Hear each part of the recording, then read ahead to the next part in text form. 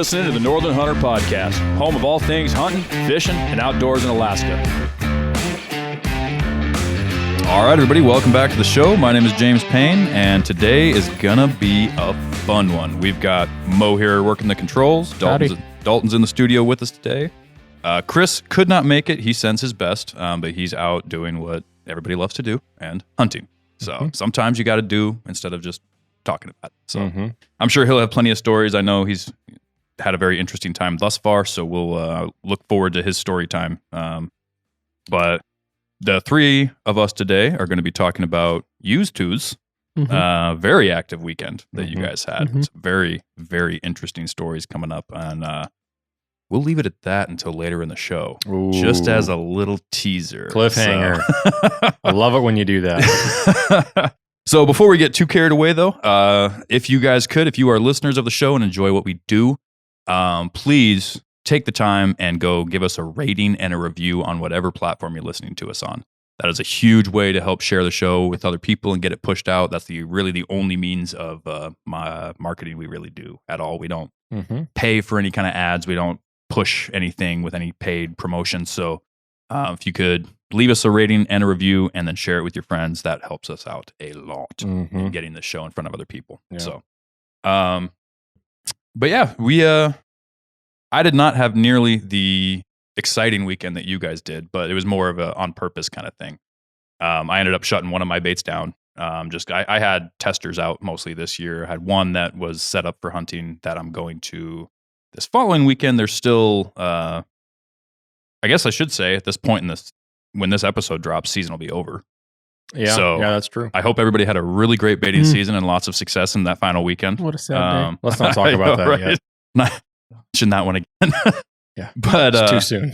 Yeah, I'm going to go out and we'll see what happens this next weekend. This last weekend, I actually spent most of the time kind of shifting gears more into fishing and stuff like that, and then stress testing my knee, trying to get it ready to go. I've been doing, I think I talked about it like 3 episodes ago, something like that. I've been doing this whole regime of stuff with different doctors and stuff, trying to get it working. Pilates, yoga, yeah, exactly. hot yoga.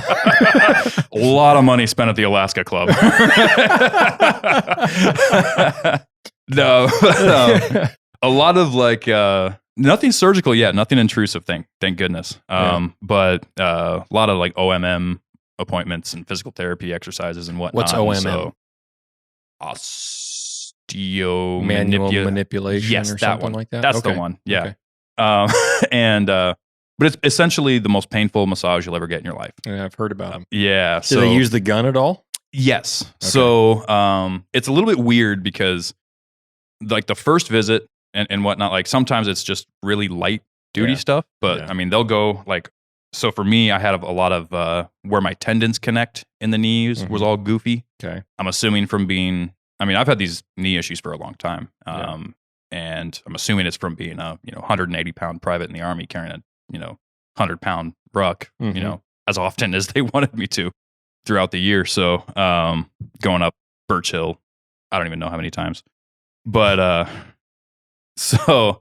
but like there's fascia all along the sides of your legs that can apparently like pull your kneecaps out of alignment. Oh, so they're not like riding that groove perfectly. So which is the pain I've been experiencing, is it's like your kneecaps trying to separate from the rest of your knee. Ouch. And it's nice to actually have somebody that tells you what to do, because the first couple times I tried to see somebody about it, they were all immediately jumped to surgery. Oh, surgery this, surgery that, blah, blah, blah. Like we'll have to do all these stuff and all that and blah, blah, blah. And like, but I went to Fairbanks Family Wellness, and then she sent me to the OMM people, and it's been great. I've been at this for about a month and a half, and been able to do a lot of hiking with out too much pain. So maybe I'll actually be able to get out off wheeler this year, which will be nice, because I'm getting, to be honest with you, that's another weird thing about this year. I haven't even started my wheeler yet this year. Really? Yeah. all the riding you talk about doing and everything like that, I haven't even like broke mine out of the shed yet. I'm at like, 210 miles somewhere on my new wheeler already. Yeah. Well, none of my baits, that was one of the things I changed this year. I'm doing a total strategy change this year, like complete restart, acting like I went into this year acting like I didn't know anything and just talked to people and like relearned everything from square one and changed mostly because of time commitments that otherwise make things really hard for me. And how to be the most effective I can be working around the time commitments that I can't avoid, which is something everybody has to do, right? If you love bear hunting, you've got to make it work for your life. And so I've been really focused on that this year, and it's been very, very exciting to see what the future years are going to hold. Yeah, So that's something I tell a lot of people is, people look at, I'm sure, when walking up to buddies, coworkers, like, hey man, check out these bears I killed, and like, man, you got 2? Wow, that's awesome, right? And I was like, yeah, well, I have been bear hunting 2 days a weekend at least for the past 2 months. Yeah. It's a time commitment. Right. And they look at me and say, oh, wow. I was like, yeah. I mean, and I started back into bear baiting 3 years ago. And this is the first time I've killed bears. There's a little bit of work into these things. Yep. Yeah. It's not a gimme. Yeah. Which is the biggest thing when people talk about that. It's not ethical. It's not really hunting. It's because they think it's a gimme. This is not turning on a deer feeder in your backyard. Right. And they hear that. Although that would be nice. I wish. But no, there's a lot of effort. Not to say I wouldn't do that either. The bear didn't. I would say I'm sure hauling in 100 pounds of dog food at a time on a pack frame is not helpful to anybody's knees or back. But yeah. But yeah, no, it's makes you tough. Exactly. It builds character. Yeah. Especially when it's 95 degrees outside. Yeah, exactly. Which is, oh man, this week, dude, smoke. Oh, I don't know what's especially today. I've got to look up and see. There's got to be a new fire there kicked is. up. There is. Like close. I just noticed it like today, but flying in, I was in New Lotto earlier today, and flying in, oh my goodness, dude! Like you couldn't even see the runway. Like looking out through the plane, like the windows of the plane, you couldn't even like hardly see the tips of the wings. It was insane. Right. But I will say, I don't. When fires obviously get too close to residential areas, and I am, not trying to be insensitive to anybody who has experienced or experiencing potential fires near your home or anything like that. That's a horrible thing to experience. But the smoke with the sun coming through it when I was standing on the runway, dude, that looked cool.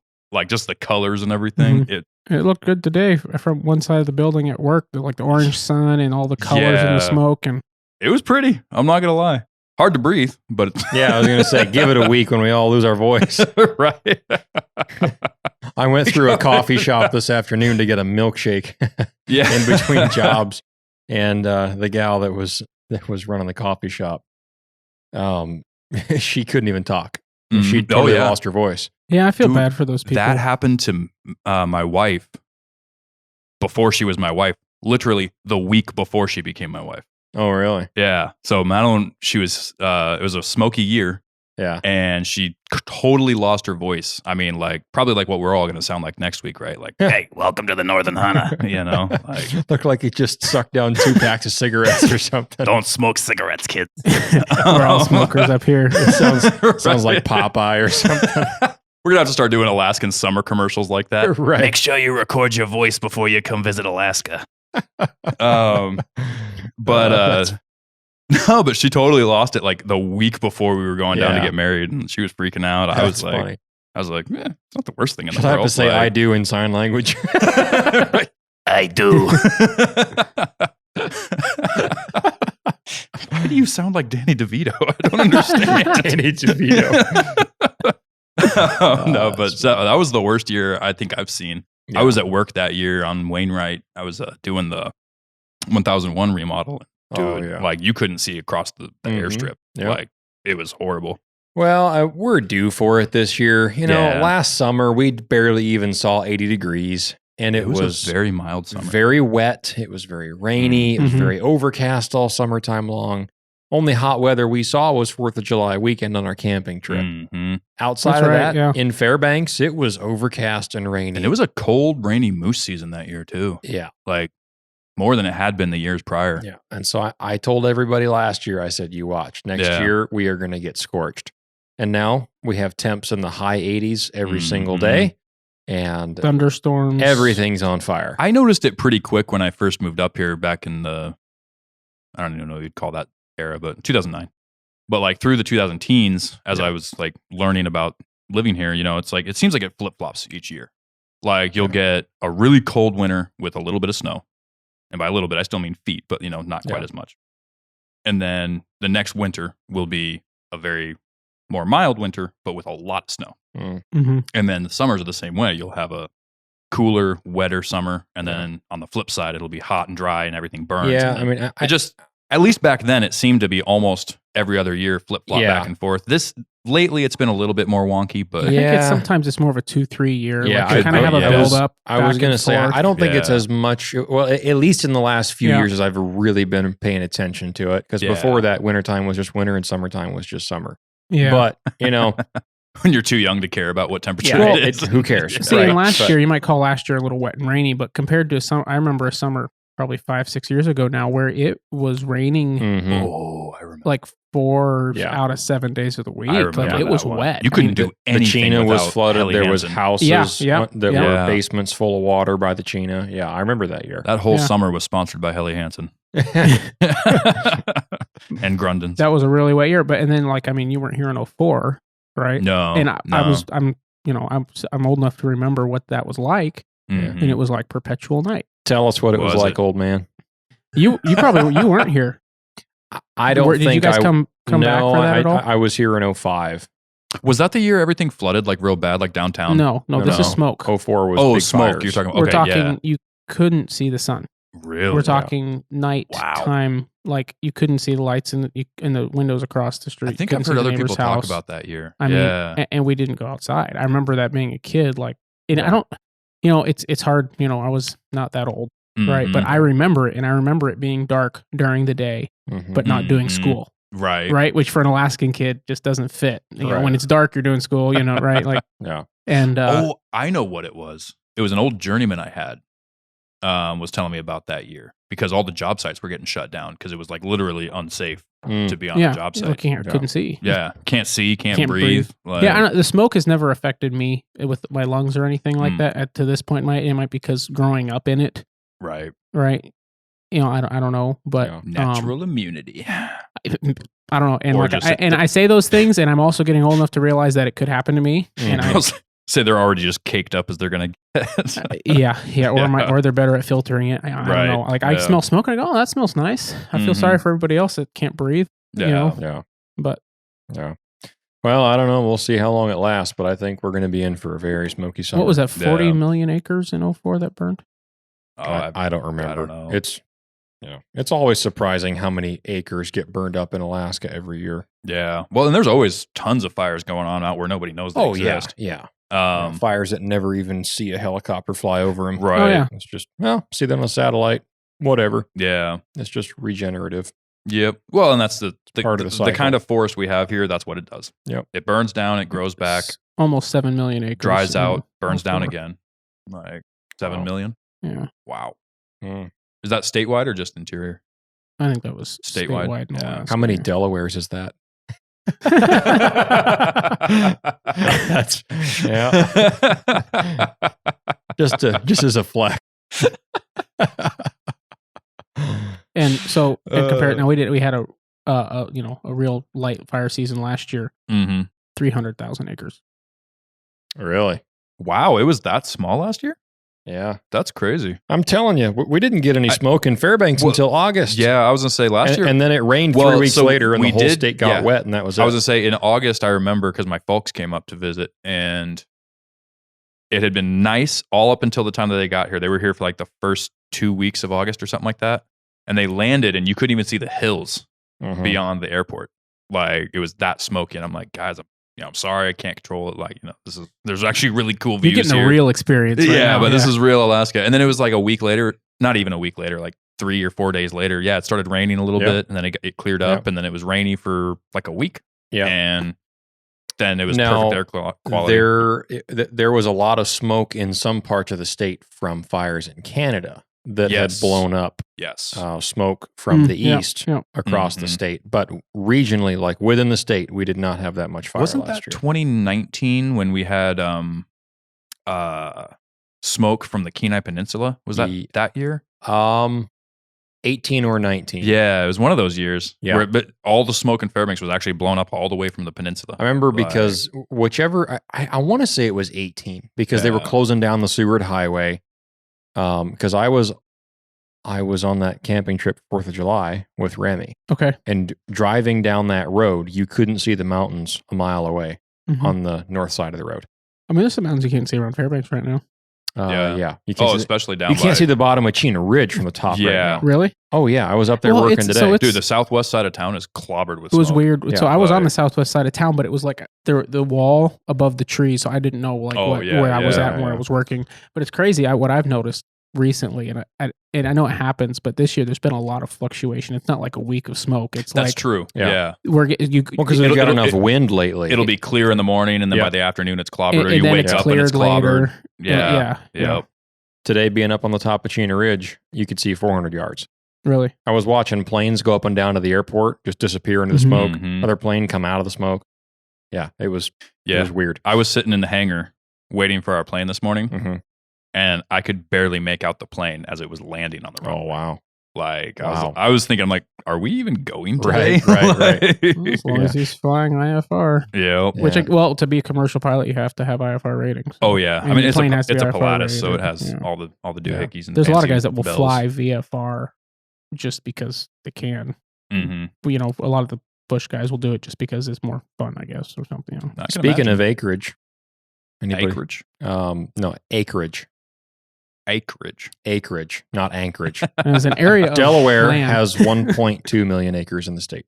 Yeah, so in 22 was our second biggest fire season on record ever, which was like 3.1 million. That was the year I got married, yeah. So that's like I remember 3 that being Delawares. crazy. Yeah, that would make sense. Was that the year I got married? You got married in 2021. 21, that's right. Yeah, that's right. Yep. Yeah. No, that's right. And I'm not going to remind you why I remember that year so well, but it revolves around one of my hunts. Okay. Remember that? Shook her hand after the wedding. See you, buddy. And you said, good luck. So, I'm starting to come back. I gave my speech and walked out. Nice. I gave Mariah a hug. He shook my hand and said, kill one. Yep. So I did. That's right. There you go. So that was 2021. Yeah. I don't know that because I know your anniversary. I don't hope my wife doesn't listen to this. Oh, she doesn't. No, she doesn't. When is your anniversary? Yeah, August 7th. Okay. So you're in the window. I would say we got married July 7th. Because we know we're going to live in Alaska the rest of our lives. And I was like, if we go on an anniversary trip and then we miss a weekend of fishing, it's not the end of the world. I was like, but if, bear season's hot and heavy or whatever, like, like July to August 10th is when you want to get married if you're an outdoors in Alaska. I'm not going to go too explicit on this, but like the whole like family planning thing in Alaska for a hunter revolves around hunting seasons. You know what I mean? Yep. Yeah. I got married April 25th because I thought that's right before spring bear guiding kicks off. And then I missed my first anniversary. Yeah. That's right. I was in brown bear. I was in brown bear camp and sorry, sweetie. Slight miscalculation. Yeah. Outfitter says get here early. So gotta go. No. Now I haven't missed one since then. Attaboy. But set the bar real low on the first that one went over so well that it can only get better from here. If I want any more spring guiding, I better make sure I'm here for this. Oh boy. But anyway, so that's how springtime or summertime, full blown summertime's going in Alaska right now. If anybody down in the lower 48, our listeners down there, has any smoky stories as far as where you live and heavy smoke, let us know. I'm curious to see if anywhere else has like a, traditional. I know Colorado gets hammered real bad. California gets hammered real bad. Texas. But yeah, I'd be interested to find out from our listeners. Speaking of smoke, getting out there looking for Smokey Bear. Smokey Bear. Oh, come on. You don't know who Smokey Bear is? I know who Smokey the Bear is. I mean, are you talking about Smokey the Bear? Yeah, or Smokey like the Bear. A Smokey Bear? I thought or a smoking bear. It failed, but I thought you were going to make a reference to smoking bears. Well, Smokey Bear. That's all we're here to talk about. Smokey the Bear, smoking bears, smoking Smokey the Bear. Yeah, smoking bears. Smokey the Bear and smoking bears. There you go. Yeah. As long as you're not smoking Smokey the Bear. He's a good dude. Well, you know what? He's really old by now. I was just saying, if he's like 10 and a half footer, all day long. You know what would be nice is smoking 81 bears. That would be real nice. I heard somebody did that recently. Yeah. I heard Fish and Game did that recently. Yeah. Why don't you dive in on that? So I had to bring this up in this episode because last year we talked about this, and this generated so much great feedback that it was, it was worth bringing it up again amidst the lawsuit from last year's operation. Let's see Alaska, how much they care about that. Alaska officials kill 81 bears and 14 wolves to save caribou calves. Yes. Yeah. Score. Yep. Yeah. So this is on Outdoor Life. This was posted on June 24th. I came across the article. And for folks that aren't familiar, I'll just brief recap. Last year, we talked about on the podcast about Alaska's intensive predator management and how that is focusing on a particular area. In this instance, it is for the region that the Mulchatna caribou occupy in western Alaska, which the caribou herd has been on the decline for a long time. There's not been a lot of hunting. There's been a lot of closures around the Mulchatna. And so in an effort to revive the herd's numbers, they instituted a 5-year plan. Was it, Mariah? Is that what we read in here? I believe it's a 5-year plan in which they are now just completed year 2 of, at least for the spring anyway, for shooting bears and wolves from helicopters, I believe is the most part of it. And so last year they killed 94 brown bears, 5 black bears, 5 wolves last year. This year, they killed 81 bears and 14 wolves. And they're doing this in, a span of like 17 days, I think it was? That's what... It's at least last year, it was like 17 Last days. year, it was like 14 or 17 days. It doesn't say exactly what it was here this year. So I'm trying to find the spot here. I just had it pulled up. So they were talking about the revival of calf survival. And that overall, since last year's removal, ADF&G officials say its efforts seem to be working. Following the 2023 removals, staff documented an increase of calf survival through the fall with the caribou cow-to-calf ratio of 44 calves per 100 cows. That is compared to the 10-year average over the last decade of 23 calves per 100 Almost cows. Double. Almost. Yeah. Wow. Yeah. I think there's a It's misprint. almost like predator management works. I think there's a misprint in here because this says well above the 10-year average of 23 calves for every 100 calves. I think that's supposed to say cows. Yeah, cows. But so 23 out of 100 versus 44 out of 100. Yes. And that jump happened in 1 year. Yes, after they took out a little over 100 predators. Yeah, 94 bears, 94 brown bears, and then just a handful of wolves. This year it was 104 predators taken total last year. Yeah, and then this year they killed 14 wolves, which will make probably a monstrous difference, I would think. Well, and the thing with Alaskan, and we went over this in great detail in episodes previously. Actually, I think there were like 3 different episodes we talked about this in, so we don't have to go into all the details. But the thing is, people are going to hear these numbers, and this is, I believe this is where a lot of the outrage comes into. Yeah. They're going to hear 94 brown bears, 81 brown bears. They're going to be thinking, man, there's whole ecosystems in the lower 48 where that's all there is. It's like sub 100 grizzlies in some of these states. Yeah. Now they're growing. Those populations are growing. Some of those areas are coming up to like 400 and whatnot, and they're continually moving the goalpost on when they can take them off the endangered species list. That's a whole other topic. Yeah. But Alaska's bear population is not that way, clearly, because they killed 94 of these things last year and still killed 81 this year. Yeah. The other fact of the matter is they're not killing indiscriminately. They're killing the bears and the wolves that are coming in to hunt the calves during the calving season. The calving grounds. They're protecting the calving cows. Right. And the first several weeks of these calves' existence, right? And so that's not even all the bears in that area. That's just the ones that have figured out that calves make an easy meal. And this has been proven to work over and over again in the state of Alaska. So right here it says the removal of 95 total predators was conducted on state land only, according to officials, with efforts focused on an area of about 530 square miles. That's half the size of the 2023 predator control area when they killed 104 predators. So they cut their area in half and still got 81 and 14. Well, now that they've and for everybody that was saying that, they killed 94 brown bears in that area, that's going to destroy the population for forever. Right. They cut the area in half and still killed 90% of the animals that they did last year. Exactly. So then there's another interesting line here. It didn't make a dent in the population. Research from 2011 to 2021 found that predators, especially brown bears, were responsible for nearly 90% of newborn calf deaths in the first 2 weeks of life. Mm-hmm. So if a caribou calf died in the Mulchatna in the first 2 weeks of its life, there was almost 100% chance that it was killed by a predator, especially a brown bear. Wow. And of course, if you just Google Mulchatna predator management and you scroll through all the options, half of it is bear cubs killed by Alaska, wolves slowing the Mulchatna herd rebound. Let's see here. Environmentalists sue Alaska over the sanctioned killing of predators. Traditional ecological knowledge and climate change. In an era of climate change, Alaska's predators fall prey. And then there's talk of lawsuits. There is apparently a lawsuit against the state, it looks like. There were 2 last year.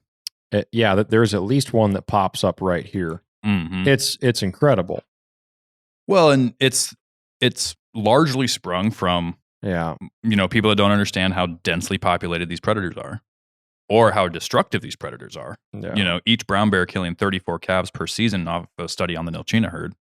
Or wolves that will kill indiscriminately and not necessarily for food. Yeah. They'll go out and kill caribou just to train their cubs or their pups how to kill caribou.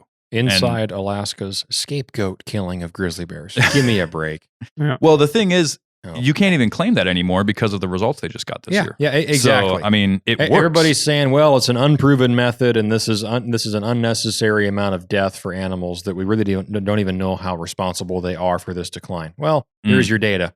Yeah. Yep. Yeah. Put that in your pipe and smoke it. Well, and it just makes perfect sense, right? Yeah.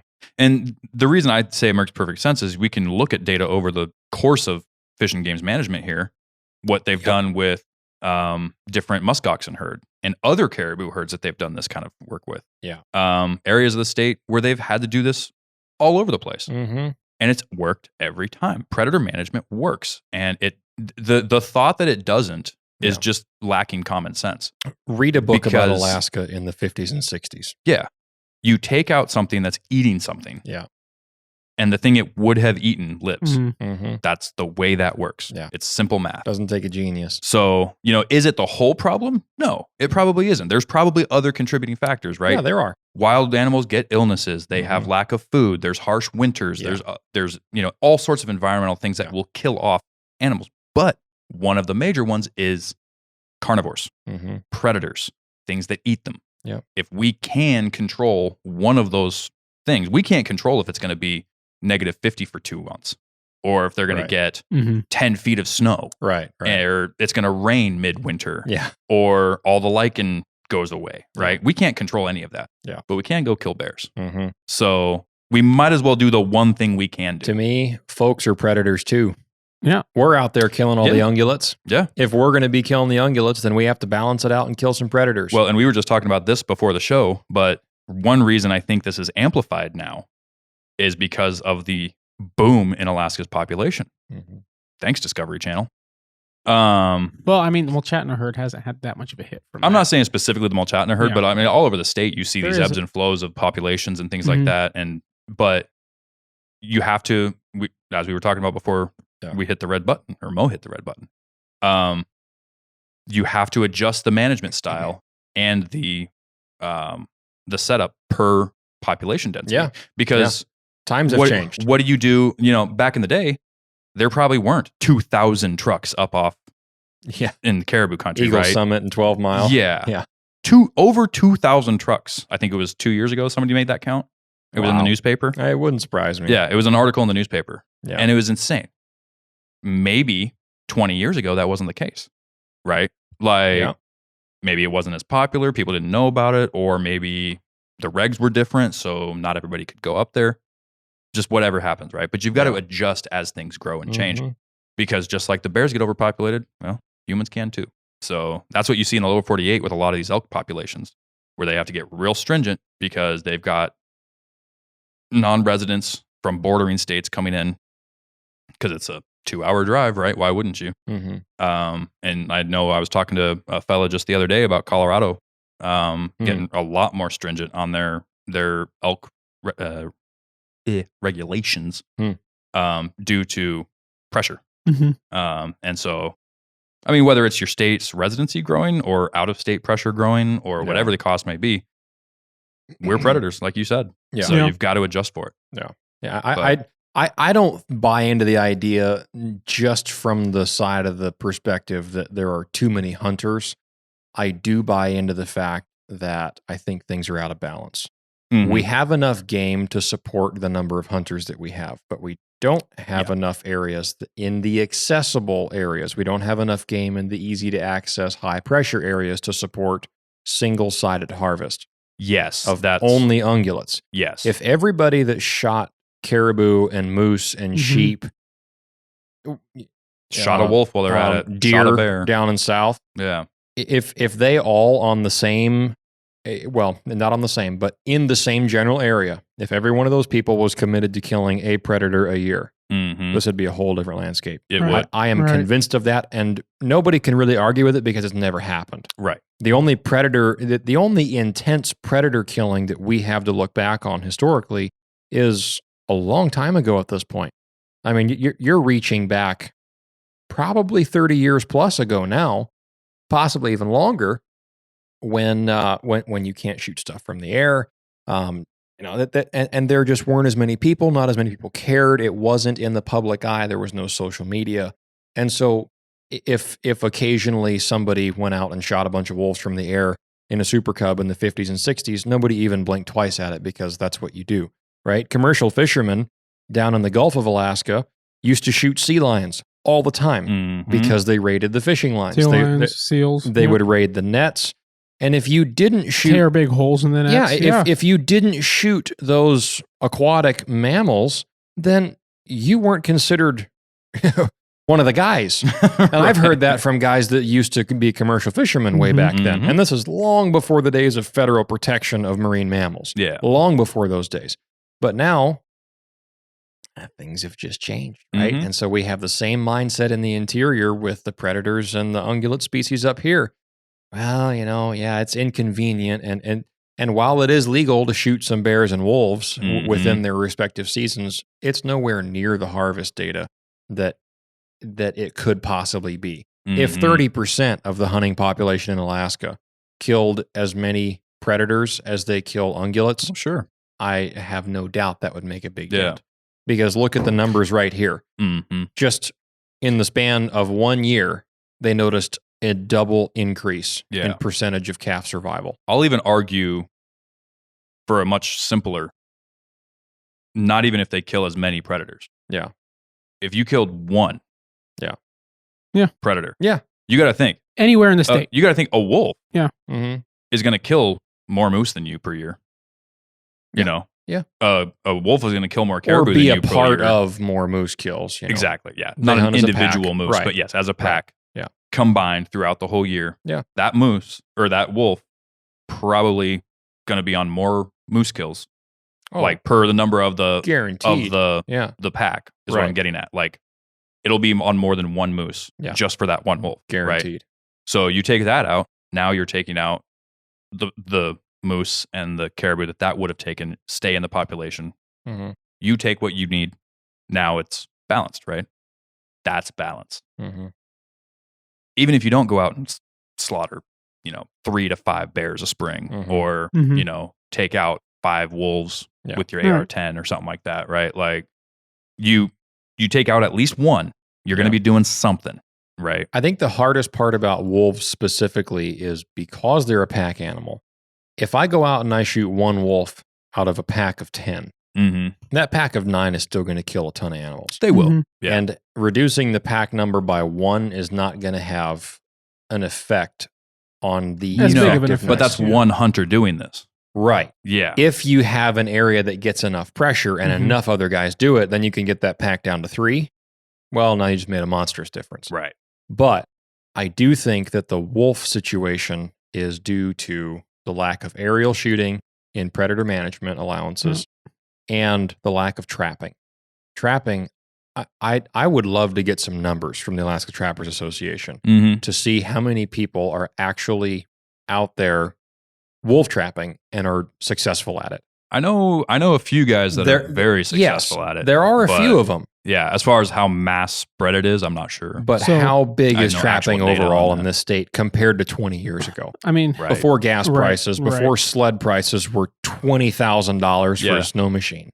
You know, I've just so there's a lot to do with the differences there. About 1,300 wolves are, harvested in Alaska a year. Okay, an additional 200 through intensive management systems. Okay. About 1,500 wolves killed a year. Yeah. Number of black bears killed a year. You know how many that is? It's rough estimate per year. Not how many last year. I was looking for specific data. I couldn't find it quickly, but 8,000, 3 to 4. No, 1,000 really? Black bears a year. Really? How many grizzlies and browns? 2,500, 1,500. You're kidding? Do you know how many moose are harvested a year in Alaska? Oh boy, this one's going to have to be up there. I'm going to say 10,000. 7,000. Wow. Yeah. That's crazy. So altogether combined, you're still not quite touching the number of moose. So about 1,500 wolves, about 1,500 brown bears. Yep. So that's 3. Grizzly and brown. Yep. And then how many black bears? 3 to 4. So even if you say 4, the high So let's end, say 7. So 7,000 total as compared to how many moose? 7,000. 7,000. Wow. Mm-hmm. The predator to prey, obviously, far more people hunt. Now, a lot of, wolf trappers are dedicated. Yeah. Right? A lot more dedicated than most moose hunters are. That's true. Same with most bear hunters. Bear hunters usually are dedicated to bear hunting. Yeah. A lot more than a lot of moose hunters are dedicated to moose hunting. There's a lot of people that just go hunt moose pretty flippantly, and a lot of those people harvest moose because they're in the right place at the right time. Mm-hmm. Not a high percentage of people that go hunt moose harvest moose, but there's enough people that do it. Right. Yeah. Yeah. Percentage. Quantity. Yeah. Exactly. Percentages are actually pretty low. I was flooding the surprised to gates. hear that. Yeah. When you actually hear the percentage of hunters to success, it's kind of depressing actually, but it makes sense. Right. And we're not even talking specifically about moose management. Right. We've talked a lot about moose management, specifically Unit 20B and all that kind of stuff. Mm-hmm. And, and that's just moose. I don't know how many caribou. I'm sure that's an easy one to find too. That's interesting. I wonder any guesses on caribou before I hit the button here? Total for a year statewide? Yeah, just rough. Yeah. I'm going to say 5,000. I'll say 7. I'll say it's at least as much as moose. I don't know if that's true, but 22,000. Whoo, brother. Oh, you know what? I guess if you include the fact that a lot of these villages are out there taking caribou as their primary source of... and 14 to 16,000 of those are subsistence. Yeah, I was going to say that. Yeah. Adding that, I didn't even think about that, but that makes total sense. See, now. And this is the one thing that I, pooped out on here is think about one quota for zone 1 on the Stees. Right. Yeah. That's usually what? A few thousand anyway. Depends on the year. Last year, I think it was 750. But yeah. Oh, really? 40-mile quotas usually aren't that high. But I mean, if you fly out for caribou as a resident, there's a lot of there's places you're allowed to shoot 10. Mm-hmm. Yeah. Yeah. A day. Mm-hmm. Yeah, a day. And that's not subsistence. Yeah, exactly. And now if you live there, you subsistence and you can shoot at different times a year and all that kind of stuff too. But like as a resident of Alaska, 25,000 caribou. Yeah, 22. 20. Okay, so we're looking at 29,000 between caribou and moose. Mm-hmm. That's not. Now, obviously, sheep numbers are going to be a lot lower. But how many? What was the black-tailed deer harvest numbers? Oh, that was pretty high. I know. I remember it was a lot higher than I expected it to be. Yeah, me too. That was extremely high. But those are, categorically way easier. Right. Yeah, there's a few places that they're struggling a little bit, but for the most part, the deer population in this state is booming. That's what I mean. There's a few select areas where they're struggling, but overall, they're pretty abundant. High as I thought maybe it was, but I'm not seeing like okay. So southeast, 12,000 deer harvested a year. What about Kodiak? Kodiak, 4,200. Yeah. Yeah, that checks out. And that was that. So that specific year, that was 2022. In 21, they a lot of deer, harvested 6,000. Yep. ABC Islands 3,000 or 3,700. Yep. Prince William Sound. Does it say? It's all this early 2000s, about 2,500 a year. Doesn't say if it was more recently. For the Sound, I would have expected more than that for the Sound. Yeah. No, Yeah. As many people go. Yeah, but anyway, so I mean, the number of ungulates harvested, for the number of predators harvested is vastly, very because different. It's pretty lopsided. When you go kill one, let's just say a dedicated hunter kills a moose, a moose and a caribou for his family, maybe 2 caribou in a year, right? Yeah, and that's not your average hunter, but there's a lot of guys that do. Oh, sure, yeah. Can't believe well, do and that. then they're sharing meat as well, right? But their family and stuff. But if you have a big family, if you have 4 or 5 kids, I grew up a family with 6 kids, right? Like, yeah, we would eat most of a moose and caribou and bear, and we would share some meat and stuff, but we ate a lot of meat. Oh, sure. Right? I can't believe that the black bear harvest is that low. That's insane. And see, this is the thing about the bear harvest numbers. This is not just residents.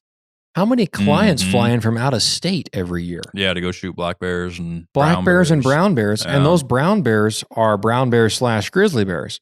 So now you're combining bear baiting, interior spot and stalking, coastal brown bear. Well, and I was just saying, black bear, you don't even need a guide as a non-resident. So you've got guys that are both doing guided and DIY hunts. Yeah. But coastal brown bear hunting in, say, Central Coast, you've got the peninsula, you've got Kodiak, you've got the southeastern part of the state. That's all brown bears down there. And so you're saying 1,500 brown bears. That's anywhere from the North Slope by Prudhoe Bay all the way down to Cold Bay, all the way over to Ketchikan. There's brown bears there.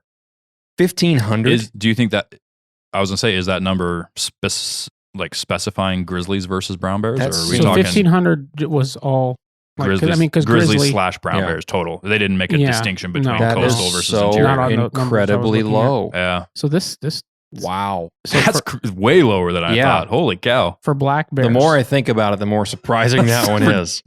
Wow. Splitting this up for general season 2022 black bears. 1,672 on general season. Wow. And don't get me wrong, I understand that bear hunting is not everybody's shtick, right? Like, I get that. Like, not everybody wants to go chase a grizzly But I know down. a lot of people that see a bear and take a picture of it instead of putting a bullet through its chest. And they could. And if you've never eaten it, they're tasty. Yeah. They're tasty animals. I'm not sure about the grizzlies. I'm about to find out, but I took the power tools out of the back of my truck, right? For those that can't hear it, it just clapped thunder right More over our thunder. building. Or find a sound effect to put into the podcast. That happened. There was an episode. Was that the last episode that happened too? I think so. Yeah. It was crazy loud. Start another forest. Yeah. Oh, don't say it. Or maybe help with this one. Who knows? We'll see what happens. Yeah. I know. There's been some dry thunderstorms recently. There has. I was hearing the thunder crackle like crazy a couple nights ago. And I think that's what kicked up all this new smoke we've got. But either way, there's a lot of need for predator management in this state. There's a lot of need for people to kind of balance out the scale. Yeah. And it doesn't take a whole lot. Like we said, one brown bear in the Nilchina country, if you know where that is, there was a study done that they kill 34 caribou calves per season, right? So you take out one. Bear. You take one grizzly out of there, you just saved 34 caribou potentially. Yeah. So that means you go take your 1 or 2 when they reopen that herd, if it ever reopens. And now you're still net positive because you're helping out as much as you're taking. Yeah. Like it's a, whatever you want to call that, a yin and yang. So, but don't get us wrong here. We are not advocating to wipe out any of the predators we have in Alaska. We love our predators, and they are important too. We want to manage them as well, right? Yes. And as most of the predator or as most of the predator regulations, there's a reason some areas can kill 5 black bears, some 3, some less. Some areas you can kill 2 grizzlies. Exactly. Yeah. None of the as a resident in most of the state, unless it's registration, you don't need a grizzly bear tag. Yep. Right, which makes it easy, so people don't have an excuse. Oh, I didn't have a tag. No, you can just shoot it. That's why they do that, because nobody was killing grizzly bears, and nobody's still killing grizzly bears. Yeah. But whack them and stack them, folks. Focus on that. do proper management, keep the balance, and we'll all have a nice, long life of hunting opportunity. We'll all live happily ever after. Right. I don't know so much about that, but we'll at least be slanging bullets till we die. So let's take a break real quick, and we'll talk about you guys slinging some bullets. Hammer Bullets produces what we at the Northern Hunter consider to be the most premium and best working monolithic bullets on the market today. These bullets are easy to load, extremely accurate, and best of all, they're always in stock and ready to ship. The guys at Hammer designed them so that after penetrating the hide of an animal, it sheds its petals, initiating a massive energy dump while retaining the rear shank for maximum penetration. These bullets are built with 100% focus on how they perform on game, and their proprietary designs produce great BCs with specialized pressure grooves for amazing inherent accuracy and speed. They have a minimum expansion velocity of 1,800 feet per second, which allows for long-range shots, but with no maximum velocity, making them perfect for every cartridge from your granddaddy's old 30-30 to the high-velocity round like the Weatherby 30-378 without having to worry about your bullet failing. To view their expansive selection and find the perfect match for your hunting needs, go to hammerbullets.com and use discount code TheNorthernHunter to drop the hammer on your next adventure.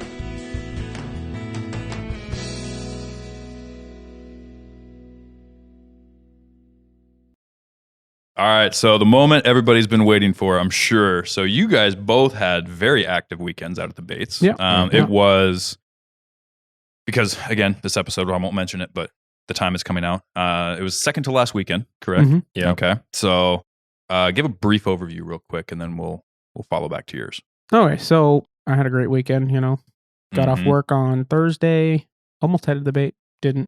Instead, I put a hole in the wall and put an AC, so that was nice. Oh, that's the best decision you could have made right there. It was awesome, yeah. And had a great night's sleep. I mean, the best night's sleep I've had in You a need month that or to two. kill Yeah, bears, yeah. you know? And then I got up the next day, did some other or whatever. I don't remember what I ran around. I went around and I got a bunch of materials to do some work around the house because, I'm a carpenter, so my house isn't finished. Naturally. Right. It's like the mechanic that drives a 1980s truck. Right? Yeah, right. Yeah. Well, because He's always fixing something. that's the one you don't need a $10,000 computer to diagnose. To recode the whole thing. But so I went and got all this material, was planning on doing some work that day. By the time I got home and stuff, it was like, gonna head to the bait, loaded up, cleaned up some stuff, got my hunting stuff, back together after it got spread around last weekend. And headed out. That night, I get to the bait, decide to set, I look at the camera, made a decision, gonna sit late. I'm gonna sit for a minimum. I think at the time I was gonna sit for a minimum of like 10 hours. It's a good sit. 10, 11 hours. And didn't have to.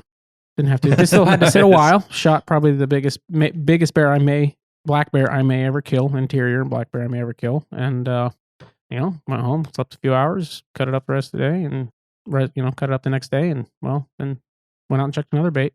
Beautiful. The 2 nights later, and nothing but grizzlies, so I shut it down. And, back to the other bait this next weekend, because there's still bears on it. And I might kill one more bear this year. There you go. It wouldn't surprise me at all if you did. Yeah. For multiple reasons that we were just talking about off air. Yeah. Well, and there's Multiple other things, reasons. there was other bears still on that bait that were shooters. Yeah.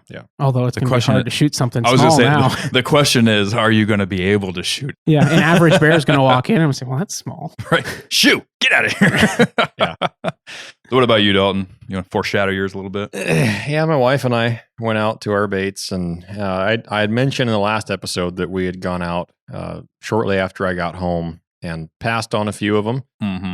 Saw several of them. Both of them were hopping with activity, but we decided that with 3 total weekends left to sit, for multiple nights in a row over a long weekend, that we just didn't want to shoot those bears right then. And it ended up working out, and she and I each killed one this weekend. Nice. Had some interesting behavior that we'll talk about a little bit later. Absolutely. Some theories as to why. That's one of the greatest things about baiting is there's always interesting behavior. It seems like you can talk to people who've been doing this for 20, 30 years, and they'll still have new stories each year. Yeah. Of different weird behaviors. Like, yeah, this happened. I've never seen that before. Isn't that weird? I know. Yeah. I know. Yeah.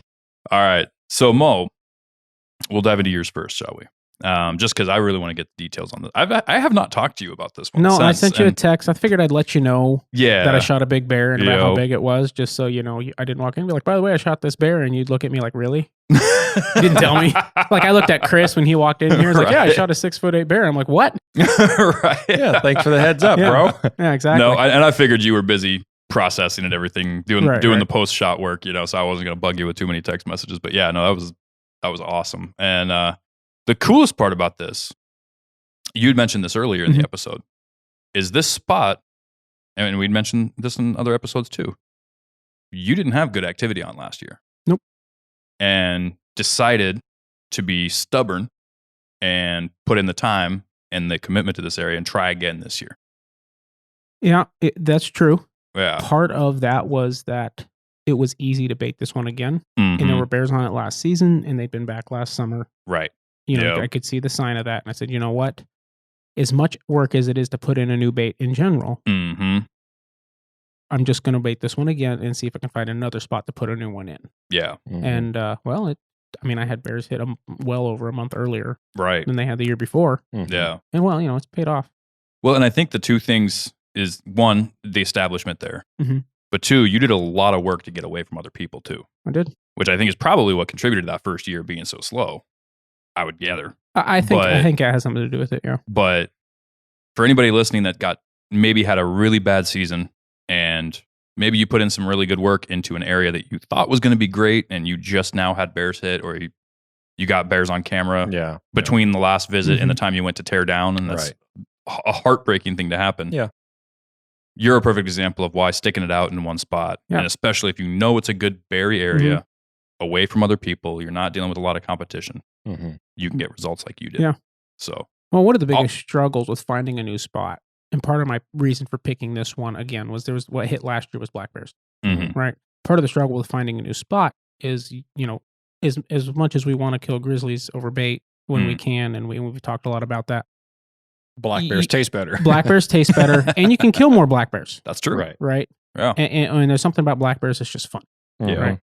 Right? They're really pretty. And grizzly bears can be pretty too, but a grizzly bear is a lot of work, right? And half the time, maybe not half the time, but a lot of the times you can't even eat a grizzly. The meat doesn't even taste good. Yeah. Yep. And so that's where a lot of the black bear. So they hit it, and it's like, well, if I had black bears, it's worth the effort to see if black bears come back this year. Go. And I'll be a little more attentive at the end of season. So if they only hit at the end again, maybe I'll get one, right? Well, like I said, it worked out. I got one, mid-season, right at the beginning when most people start to kill bears. Did you get that first one beginning of June? End of May. Oh, did you? Okay. Yeah. End of May. It was the 26th. I couldn't remember if it was right as I was getting home or if it was well before that. But yeah, it was well before that. Yeah. No, it was very early. I mean, compared to, I think it may be the first bear I've shot in May. Nice. Really? Yeah. Yeah. Almost all the bears I've killed were in June. I guess, you're right. I'm thinking back through them over the years. Yeah, you're right. The first one I've killed in May. No kidding. Yeah. It's a good spring for it. Yeah, it was. It was. I mean, probably most of the ones that I've shot have also been in June. Well, I mean, for sure the last number of years since I've been guiding, because I don't get home till June. But before that, I would say it was probably 50-50 before that.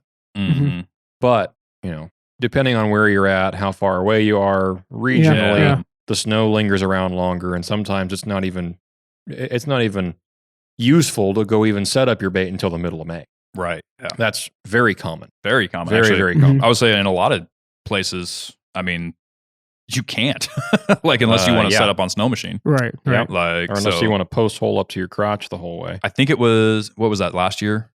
I think I set up on, it was like May 16th or 18th, something like that. Yeah. And I was still riding through snow to get to my spot. Yeah.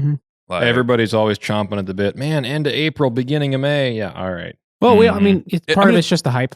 And it's nice to get out and do something. And have it cooking. At least it's cooking when they wake up. But then everybody on the bear baiting page on Facebook is like, man, it's May 10th and I haven't had a bear in yet. I know. All right. Just give it time. Yeah, give it time. I think we all get a little antsy. Well, and think about it this way too. Baiting season, yes, is 2.5 months long. Yeah.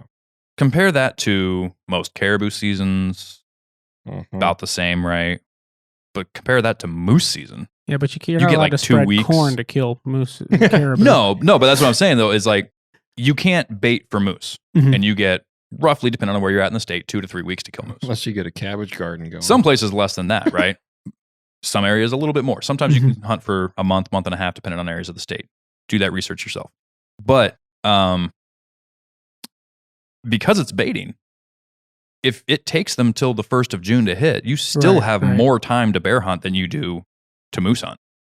Like, that's true. There's that cook time of like a month and a half, where if it takes a month and a half to cook, that's okay. If your bait's close enough that you can hunt it multiple times That's a week. very true. Yeah. That's very true. If you're close enough to get there on a weeknight, or you're able to spend multiple days per weekend there, things like that. But yeah, there's a lot of factors. But like, you still got time. I know a lot of guys, it hits middle of May and they're like, oh, season's almost over, and which is true. Don't get me wrong. You're going to blink your eyes and you're tearing your tree stands down. Yeah. But you got time. Here we are. Yeah. Yeah, here we are. Yeah, exactly.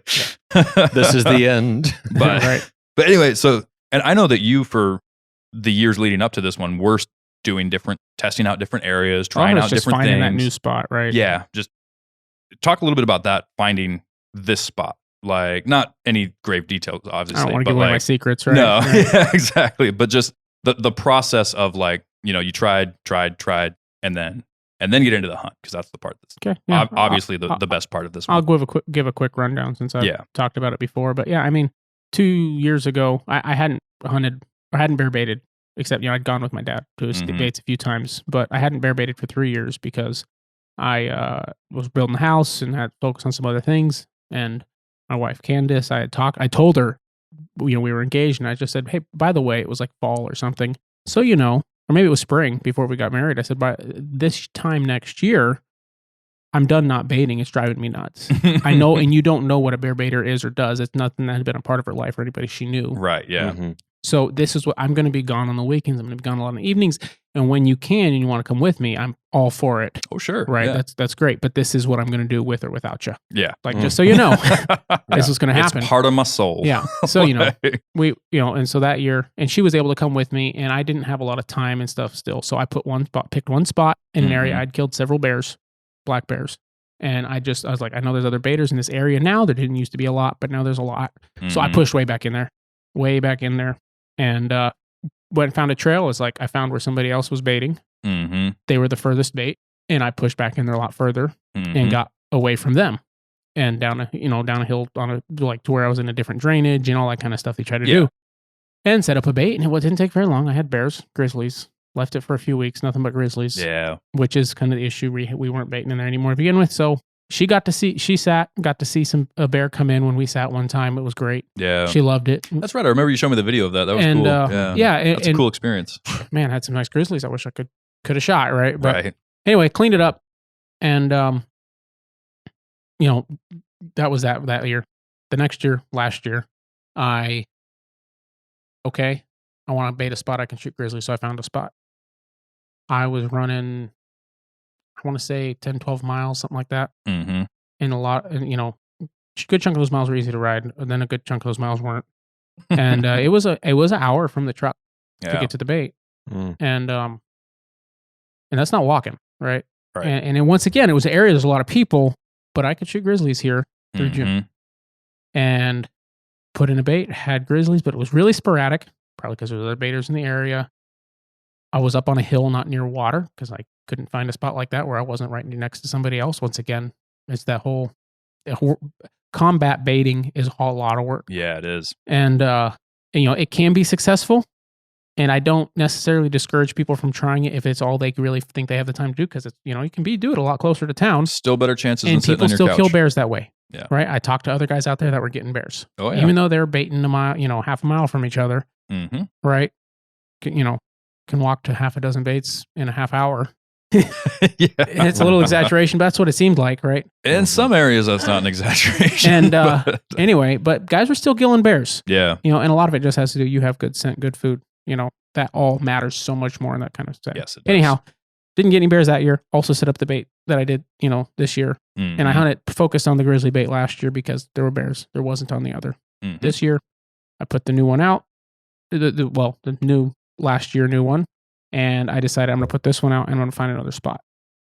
I didn't find another spot till middle of this month. I put it out a week and a half ago. Yeah. And had grizzlies hit within 3.5 hours. So there's grizzlies. There's grizzlies there.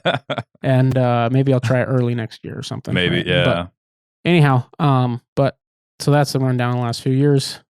And as I tell people when I walk up to buddies and show them bears like these, came by a lot of hard work. So this is what I did to get these bears. These guys, guys I know that have moved up here a few years ago, and they're like, yeah, I'd kind of like getting the bear baiting stuff. Well, this is the work I did for these. So like you've got to, you got to be dedicated.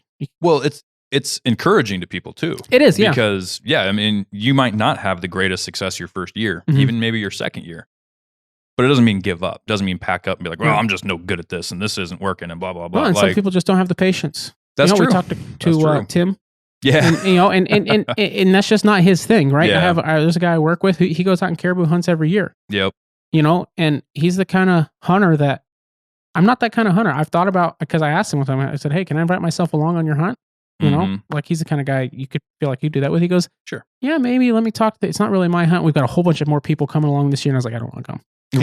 Right. Normal. Yeah. I was like, yeah, no, it's good. Maybe I'll ask again another time.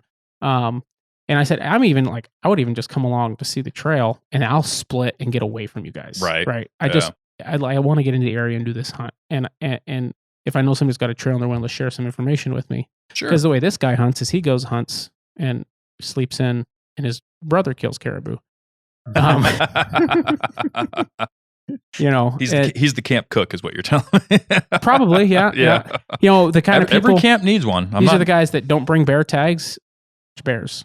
Yep. It that kind of hunt that I wouldn't know if I would really want to hunt with them, except that I'd get to kill stuff. So there's that, Yeah. But anyway, he's talking. He goes, yeah, I went bear baiting. Another coworker of ours is a big bear baiter too.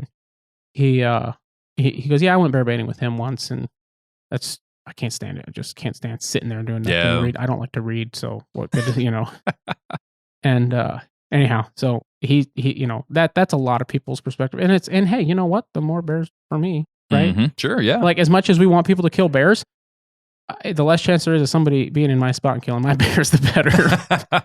And a lot of that comes down to whether these people have knowledge of what right. They're right. Well, not just stacking up on top of each other, but but it's an interesting philosophical thing. Like it's a catch-22 of yes, I want more people to kill more bears. Yeah. And I think they should if they're ungulate hunters, right? Yes. However, you just don't want them in my spot. I don't want them in my spot. Don't kill mine. Exactly, right? There is a possessive part of that. There's over 100,000 over there. Go kill those ones. These ones are mine. It's just like the whole keeping hunting alive, which if there's one place that we don't have to worry at the moment anyway about hunting staying alive, it's Alaska, right? Alaska's like the 8th state for number of hunting licenses purchased every year. Yeah, with one of the smallest populations. Yeah. Yeah. Exactly. Yeah. With the second or third. I'm sure per capita we're probably like it. Yeah. They should do it per capita. It's like 13.4 per 100. Yeah. Which a lot of those are probably non-residents too, but most people move to Alaska because they want to hunt. Yeah. Or a large majority do. It is a hard thing because even like what we're doing here, right? Like we want to teach people to get out and be successful and have fun. And that's inherently going to lead to more people being out there. Now, more educated people is better than fewer uneducated people. Yeah. And so that there alone is a good reason. But it is interesting because you need more bodies out there. Because when the anti-hunters start coming around, like we just talked about with this Mulchatna herd, and they start throwing lawsuits, that's not the only thing they're throwing lawsuits about. No, it's not. They're throwing fits and lawsuits and complaints and petitions and lobbies about everything. Because they just don't like hunting at all, and they're organized. They're going to kill whatever they can, and they're going. It's not just that they hate; they hate all hunting. Yeah, and now there's some people that just don't like that and are okay with the subsistence caribou harvest, all this kind of stuff. Sure. But if they're going to kill 16,000 subsistence caribou, we need to kill some predators too, right? Now, and a lot of those subsistence hunters up there do kill a lot of predators, right?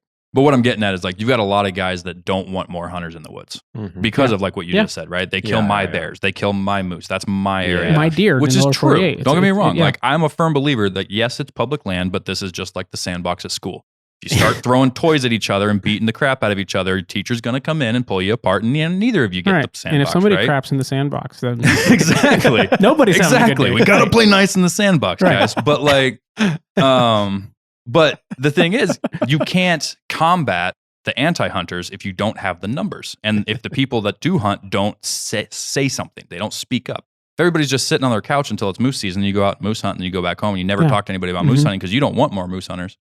Well, guess what? Things are going to get passed that restrict your hunting and you're not even going to hear about it until later. So it's a fine line to walk. That's kind of why we don't give away locations. Well, if predator hunting goes away, spots. But if predator hunting goes away because of these people that love predators. If not friend, why friend shaped? Oh, I just lost so much respect for you saying that out loud. If these predators, if we stop hunting predators, we're not going to have moose to hunt, right? And then we're going to lose that because there's no more, because like I said, there's more people hunting in Alaska. Everywhere else, there's not necessarily, but in Alaska, there's the highest year for tags ever. I think was 2019. Like we're still, and maybe we haven't gone above that since then, but COVID and all that kind of stuff happened. Sure, yeah. Like we're not. Alaska is one of those states that's not dropping a hunting license. No, it's not. Right. No. But anyhow, to get into the bear. Yes, I was going to say, but you found a way to get away from all these people. I did, and so much of it is just work, right? Yep. You had a illustration at our bear bait event of walking into an area and making some big loops and circles in the woods, right? Mm-hmm. Yep. And so much of that is scouting and walking, and you don't necessarily have to move that much if you find if you run the right trails and roads and stuff, looking for stuff. And so that's what so much of it is. I had last year several spots that I wanted to go check out. 2-3 spots. I went and checked them out. One of them, and it just was like, nope. I'm finding cabins that you couldn't find on maps, right? Or once you do find the cabin, you'll come and say, oh, now I see that dot, right? I'm finding, the trails I want to go in are just too bad, right? Yeah. The trail, BLM shuts a trail down. It's like, Yeah. get out of Alaska, BLM, please. Yeah. Yeah. Good luck. Anyway, I think a lot of us have those feelings, but Yep. Yeah. Anyhow, so those kinds of situations, and I finally just looked at a spot on the road like, I've never seen anybody hunt here. I don't think anybody ever would hunt here. Why not give it a shot? Right. And it has worked out really good. So good. I'm going to look for more spots. Yeah. Based on some of the parameters. I've got some new secrets from this year, right? Yeah. It's something that I'm looking for, and I've got a new, and it's not the only reason or the only spot that I have those secrets now, right? Yeah. It is interesting. Like I say, you can hunt because I've been hunting bear baits for, oh boy, 19 Can years I do the math in my head right now? 18, 19 years. Yeah. And, maybe not every year been at a bear bait, but pretty close to it. Really close to that, right? Maybe 15 years at bear baits. Yeah. And because I grew up doing it with my dad, having to find new spots because we had problems with grizzlies and BLM and all this kind of stuff. Not getting in trouble with BLM, but BLM shutting trails down. Trying to avoid the trouble with BLM. Back in the days when you couldn't just look on Onyx maps and find a spot either. Yeah, no. I mean, this was back like when my dad would bring a printout of Google Earth, right? And he had the old GPS that you couldn't see anything but the lines and dots that you created. Right. Yeah. No, not even any topo lines. Right. Yeah. Anyhow, that all aside, I killed a bear this year early on in May. We talked about that. That was awesome. Nice 6-footer, nice size bear, 18-inch skull, real nice size head. Yeah. Really good genetics looking bear because it wasn't an old bear. That's a nice, really big skull for that size of bear. That bear was, I believe, headed to be the size of the one that I killed. Yeah. Right? Because that one was young. Yeah. I mean, that one I don't think was even 10 years old. No mark, no wear on his teeth or anything. He had 18-inch head and he's 6 foot. Like this is really good genetics. Yeah. And so I, go back a week or two later. I talked about like, I got back there and like no bears for a week. Yeah. Right. And a lot of us were saying that. Yeah. And then a week later after, and I went in there the next night and brought in and used up every last bit of Beta 907 I had. And just spread it everywhere on everything. Like, well, no bears are here. Can't lose any this way. Let's did a little burn thing, threw it up in the trees, not on fire. Threw some water in, that had some smells in it up in the trees, right? With a water bottle thing. And anyhow, I told the story, melted my jet boil that way. Yeah. Anyhow, came back a week later, came back a week later, not like hopes. I try to keep my expectations low so I don't get my hopes dashed. Because that happens a lot sometimes if my expectations are too high. But I get in there and I'm looking at I look like, oh, a lot of bait's been eaten, right? I had a 5-gallon bucket of dog food and grease. I dump, bring in more bait when bears hadn't been there. And before looking at the camera the week before, I had dumped a bunch of bait, but ravens had been eating a bunch. And so I had dumped 50 pounds and looked at the camera like, no bears have been here for 10 days. And I just dumped 50 pounds of dog food. Well, it's there now. Yeah. Anyway, they ate all that and more. And so I dumped those buckets and sat in the stand, looked through pictures, said, yeah, there's definitely some shooters on this bait. There's one bigger one. And I could tell it was big, but, I didn't know how big. And like I said, the camera's close to the bait. The closer the camera is to the bait, the harder it is to tell the size difference of the bear. Yeah, you kind of lose that perspective of the background. Yeah. To compare it to things. Right. And then I had one that was further away, but it didn't take as many pictures, whatever reason, the sensor or something, it wasn't quite, so I tried to compare and like, yeah, that looks like a really decent bear. Yeah. And so I sit and hunt, and it was coming in most of the bears were coming in between midnight and 7, 8 a.m. Yeah. And that one, most of them, like 5, 6 a.m. seemed to be the hot time, 2 to 6 maybe. Well, and especially as you get later into the season, that tends to be the trend. Yeah. And that one this big one had showed up at 6:30 a.m. the morning that I got there. I got there at 7. So I said, I'm going to sit till 6 at least 6, 5, 6 at least. And then I'll probably talk myself into a little bit more because I've already been here this long. Why not? Right. And so I read like 150 pages in my book. You started sitting at what time? 7. PM. 7:30, somewhere in there. Yeah, from when I got to the bait and dumped food and sat down. Yes, PM. A little early for that late in the season, but you never know what you're going to find. Yeah, why not? Don't sit in the truck, right? Right. Yeah. And I'm reading the book, and I've still got a little bit of a stuffy nose and a hot cough from a few weeks ago. Get to a point where I had to pee, and it's like, I didn't bring any kind of pee bottle. Never peed here before, but here goes nothing. So I peed off the stand. Like, I might seal the deal right there, but at this point, I'm here. Yeah. And, up and down and reading the book and trying to be as quiet and still and pay as much attention as I can. And squirrels running around everywhere, and it was dead calm. So, a squirrel sounds like a bear. And, and then, it was like, 1 a.m. I finally put the book down. I was getting really tired. Yeah. And I didn't want to fall asleep. So I get the phone out and I start playing Sudoku. That keeps my brain going. I've loved that game since I was a kid. And I was actually like learning some new methods and getting better at it. I'm like, I'm cranking these things out. I don't even know how to play that game. No. It's a great bait game because it's silent.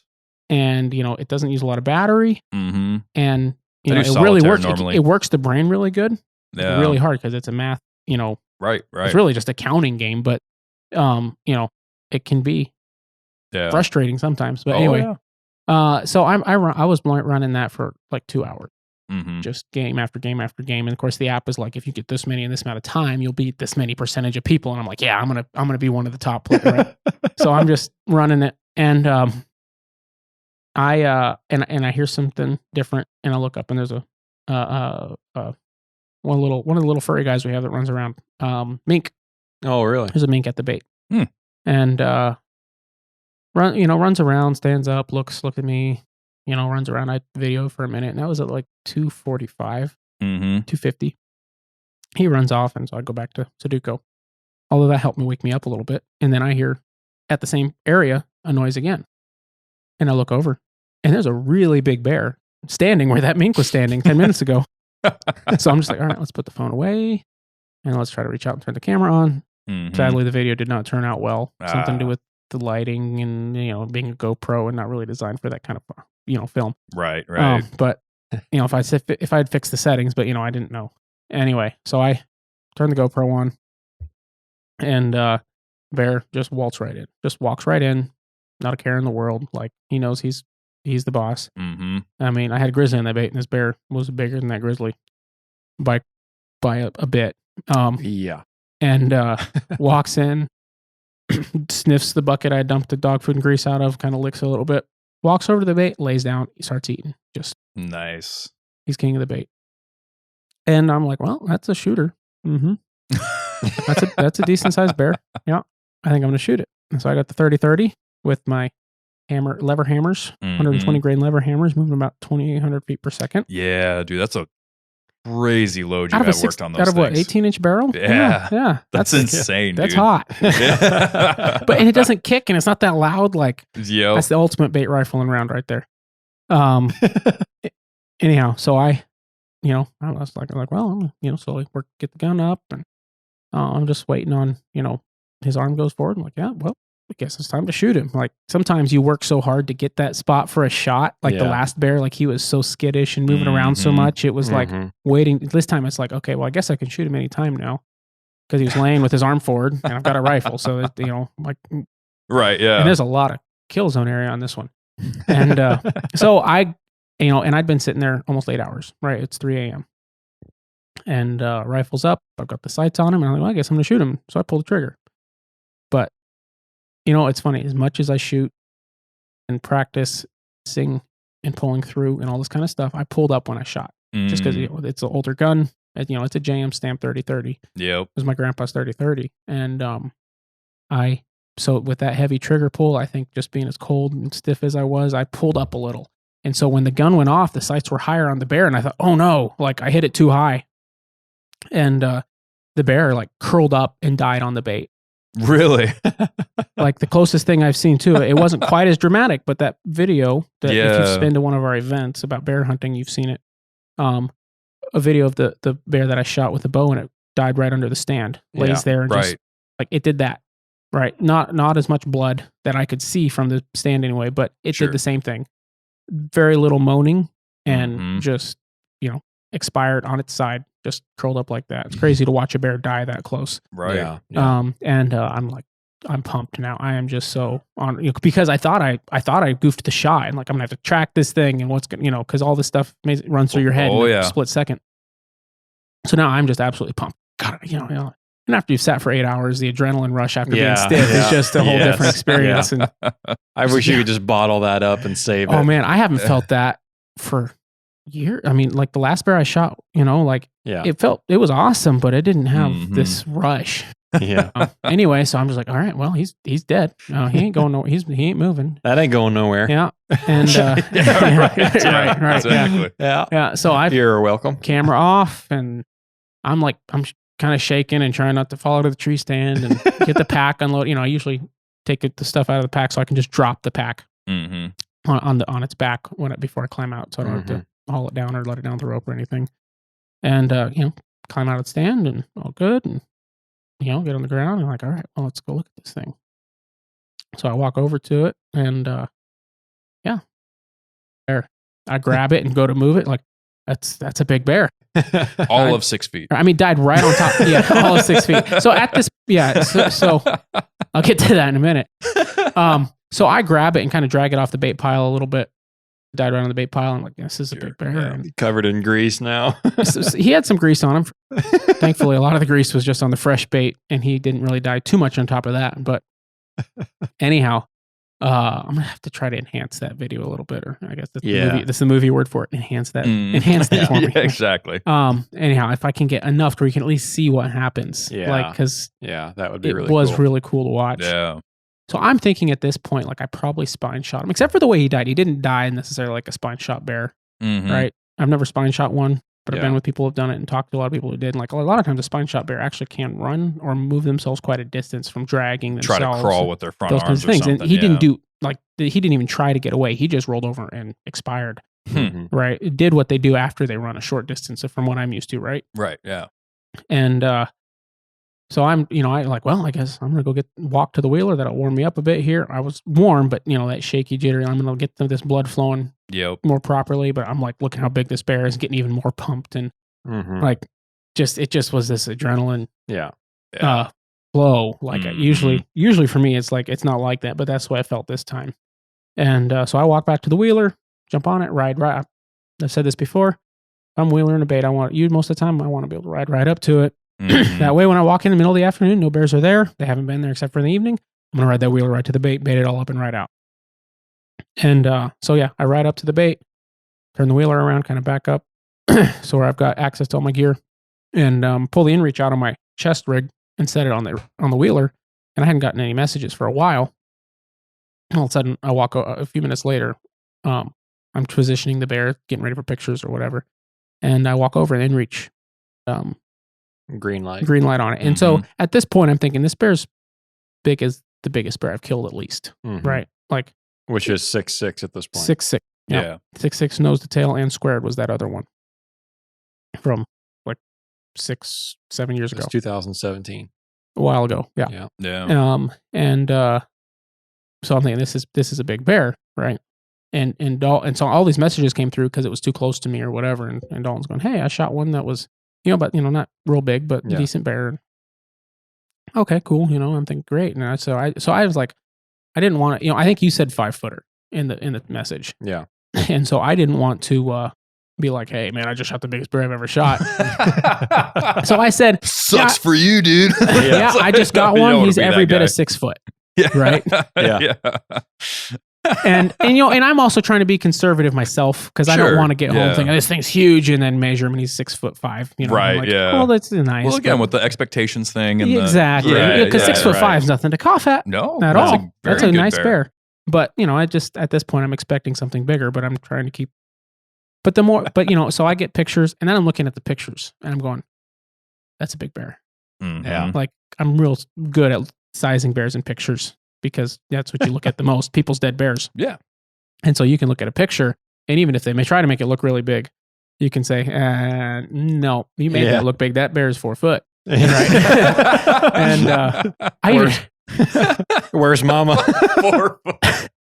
Wipe the milk off its lips when you throw it in the bag. I shot one time that was that small. And I've told the story here. It was a pest bear, but. Oh, is that the shotgun bear? No. Well, yeah, it was a shotgun bear. I didn't shoot the shotgun. Right. Yeah, the other guy did. Yeah. Okay, yeah. That was a 45-70 in the face bear. Yeah, flipped it over backwards. That was awesome. That was fun. But anyhow, and so with that bear, even I had taken a picture sitting way back far from it. I said, "Here, take a picture of me." And the guy brought the camera down low, and I sat like 6 feet behind the thing, crouched down. And I've showed a few people that don't really know bears that picture, like, "Oh, that's a big bear," and I'm like, "Watch this," and I scroll over, and it's laying on the ground with me squatting next to it. Right.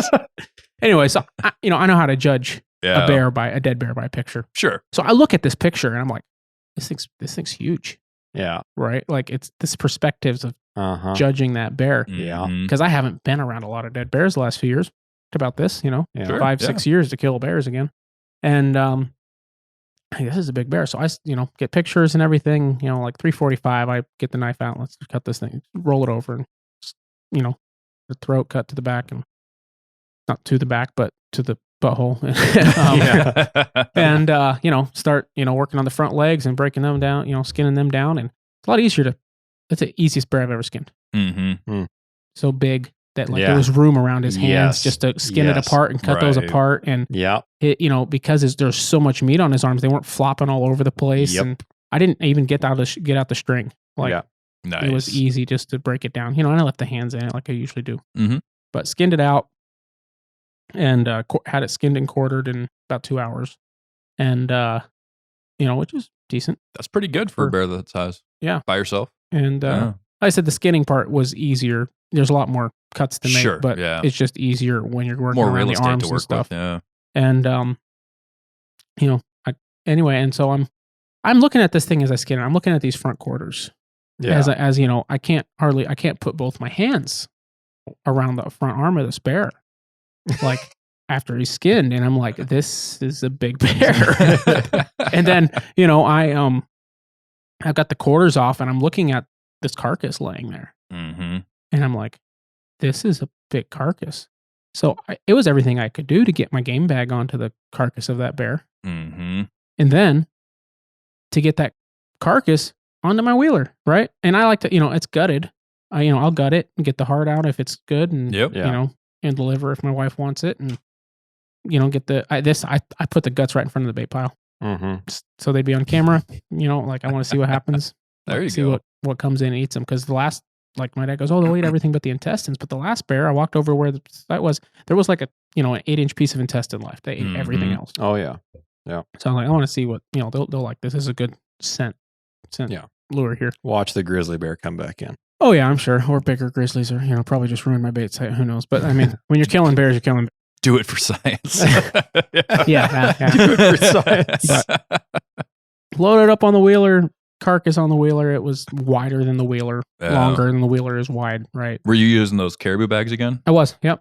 So in the main bag, it was longer than the bag. Really? Oh, I don't doubt it. That's it stuck awesome. It stuck out the end of the bag. That's a big bag. Cover it. Yeah. So I mean, and I got more meat off of that carcass, not counting the back strap. Usually, you cut some neck meat off that's decent for burger. If it's a smaller bear, there's hardly anything there worth anything, depending on what you're doing with the meat. But so I cut all the neck, and I had a pile from the neck in the brisket area bigger than I normally would have from from a quarter of a bear. Mm-hmm. And, not counting the 6-inch back straps that were, 4 feet long. I bet, yeah. Yeah. And, yeah. And of course, you've Good cut up night. some big bears and, Mm-hmm. brown bears and stuff. Yeah. Right. Yeah. And, so, this is all, I'm just like, I throw a front quarter on the table and tell my dad that's a front quarter. And he's like, are you sure? My dad's been hunting black bears for 35 years. Right. And he's a taxidermist. Right. Mm-hmm. So he's done a lot of black bear rugs and mounts and skulls for people. Mm-hmm. He's the biggest black bear he's ever seen. Wow. Now he's not in the coast, right? There's going to be bigger black bears on the coast. Well, sure. But even for the coast, this isn't a small bear. Mm-hmm. Right? No. Not for a black bear on the coast, like you're more prone maybe to find a 7-footer, but it ain't your average Yeah. bear, black bear. Mm-hmm. And anyway, so yeah, no, it was like, yeah, I'm cutting, long day of cutting up meat, and my dad graciously said, yeah, if you get on the meat, I'll get back over here. I've got some errands run, but I'll get back over here and turn the toes and head for you and everything. I'm like, sweet. Just, makes a long day just a little bit shorter. Oh yeah. And, or a lot shorter. But anyway, so he did that, and I don't know what time I left there. Of course, we ate a little bit of bear meat, and I got home at like 9 or 10. I got there around 10 a.m. I think 10, 11 a.m. Mm-hmm. So they're about 12 hours. Wow. And I wasn't like going hard at it all day, but yeah, going hard at it for quite a while. And anyhow, yeah, it was an awesome weekend. That was my Saturday. And what was the total So square? yeah, let's get to the I was stuff. just saying, There's guys on here like, come on, how big was it? I guarantee you, there's people. Come, just say it. And so people are, my Instagram post was, biggest bear I've probably ever killed. Thank the good Lord, hammer bullets and Beta 907, right? Yeah. And yeah, because that's everything. That's and old Mr. Marlin, right? Yeah. And but I said, for the details, right? Got to get people to listen to the podcast, right? So for the details, tune in, right? And so when after day after this episode comes out, maybe I'll post some more information about it. Some specifics with some really good pictures. Mm-hmm. But anyhow, and so nose to tail, 7 foot. Wow. Monster. That's not stretching. Huge. Now, and it's like, this isn't stretching the bear out, trying to make it do that. This is spreading it out on a tarp, getting it as even as we can, heads right side out, all that kind of stuff. Mm-hmm. And then putting a tape on it, holding the nose up straight so it's not laying back flat, like, because that'll lose you a couple inches that way, and that you have. Hold the nose up straight, head spread out nice. It's not stretched. Right. You're not. And I'm not measuring to the end of the hair. I'm not measuring to the end of the hair on the tail, to the skin at the end of the tail, to the nose. Mm-hmm. 7 foot even. That's awesome. And that's, that's being a little conservative and not trying, we got a 7'1" here, right? Which you could do, but and people do. I work hard to make it as, be as accurate as I can. Then we go across the toes, which is claw to claw, right? Same thing. The arms nice and straight as we can without stretching them, because you can stretch both things way further than they actually are. Oh, yeah. And, 8 foot. Yeah. Like if you look at the picture of me holding it up, it looks like 8 foot because it's stretched that way, because I'm holding up by, I don't know if I posted that picture, but it'll come out one of these days. Yeah. And, anyway, and so claw to claw was 7'5". Wow. And, beautifully haired. This is an actual, like, if this thing's rugged, which I'll probably rug it. Yeah. Mm-hmm. This is a rug, right? Oh, you better rug that. This ain't a little throw rug, right? Yeah. This ain't the welcome mat like some that bears covers the entire wall. Yeah, that's. This is a rug. Yeah, this is a 3-person couch coverer. Yeah, so very happy with that. Mm-hmm. The skull, we measured our rough, quick green score was around 19.5, just over. Fish and Game. And sometimes, I usually go by their number if they know what they're if they know what they're doing. Mm-hmm. Sometimes the new people are a little, I've never had them they're always a little bigger than what I come up with. And usually, like, I've taken a skull to an actual scoring, like an official scorer before, and he usually comes with a little bigger number than I do, right? Because I'm, once again, a little with expectations. And trying to get it just as good as I, as close as I can, and be like, give myself that little, take that 8th off so I can, right. Fish and Game, 19, 11, 16ths. Wow. I came up with 19.5. That's awesome. Wow. 19.5, 19.5/8 is what I was at, right? And, and of course, then it's like, if we do that right, let's check that again, Wow. And that just a whisper under 20. Yeah. And before we measured it, we've had my dad, Jeff, and his buddy Randy on the podcast. Yeah. My dad goes, Randy's I think we measured the bear, and at this point with the nose inside out, just real quick on the floor. Yeah. And we got like 6'9". And already I'm just like, but the toes are usually the same, even upside down or set up. Typically. The nose to tail, like getting it spread out right helps a lot. So you got scrunched up pits. Yeah. So anyway, so 7'5" and then 6 to 9. It's like, well, it was still like 7'1". Sure, yeah. Squared, and I'm just like, awesome, right? And he goes, and we had done that, and he goes, man, Randy was just complaining about the fact that he's never shot a bear over 7 foot or with a 19-inch skull. 18 and 7/8, but he's never got one with a 19-inch skull. And so then we measure the skull, 19 and a half, right? And then we measure, then we get that out, 7 nose to tail, 7 2.5 exact for if you want to get specific. Right. Yeah. And what you do. Yeah. What you do. Squared. And that was a trophy bear. That's phenomenal. Yeah. I have one regret. What's that? I did not shoot it with my bow. Yeah. You would have been able to enter it. I would have been Pope and Young. Yeah. And that's the second bear. If I shot it with my bow, would have been Pope and Young. And it could have shot it with my bow. Both bears this year. Good genetic area. Just don't look at seed where it would have ranked. I might. Like, I'm going to look it up right now. Just save yourself that. So you usually have to pay the fee and be a member to view the record books. Oh, do you? Yeah. To like, you can view the top numbers, but like to actually see the records, like down in like the 20s, 30s, just to see the records. Like you can usually say, oh, the number 1, number 2, and number 3 are this, but to actually see, like, all right, you did rank SCI gold, like with my wolf skull, right? Sure, yeah. But to actually see what that means, you've got to get on there and like you've got to pay the membership fee to be an SCI member, and then you have access to the record books. Okay. Which kind of makes sense, like because people want to view the record books and like, okay, I can understand I pay the fee, right? I get to see the record books, and then I get to see where my stuff would have scored, even if I'm not going to enter it. Gotcha. And so the shot, okay, yeah, I wanted to hear more about 120 grain lever hammer, right? Yep. Not enough gun for a big bear like that, for sure. Oh, right? no, not at all. Probably should have gone with like a 6.5 Creedmoor. Would have done it. No, you only need that if you got grizzlies on the bait, dude. Yeah, right. I mean, 120 grain moving 30 or 2800 is at sub 20 yards. Anyhow, I mean, my first bear was with a core lock right out of a 30-30. Hey, I'm not gonna knock core lock, man. Core lock's killed a lot of stuff. I'm not saying they're a good bullet, but they perform. So on core lock, on the core lock thing, my little brother shot one with a core locked. Same gun I shot my first bear with. Maybe in the same box of ammo. And same box of ammo. Just been in the attic for the last 10 years. Oh, not the attic, the safe. But it's not like the gun shot all the time. Right? Right, My dad takes him to the ranch. He'll shoot a couple of these. Good, you can shoot. Let's go. Right. And, he's shooting, 15, 20 yards. And what my dad does, he goes, man, the bullet didn't exit and I couldn't hardly find a piece of it in the animal. No. And with that, just disintegrated? Yeah. Yeah. I believe it. That doesn't surprise me. I believe it all day. It's a very soft bullet. It's not bonded. It is. And so, although mine, I somewhere I still have the original bullet from when I shot mine. It actually did, it acted like a bonded bullet. Yeah. That's the thing with those. But still, I shot that bear at like 15 yards. Yeah. And I have the bullet.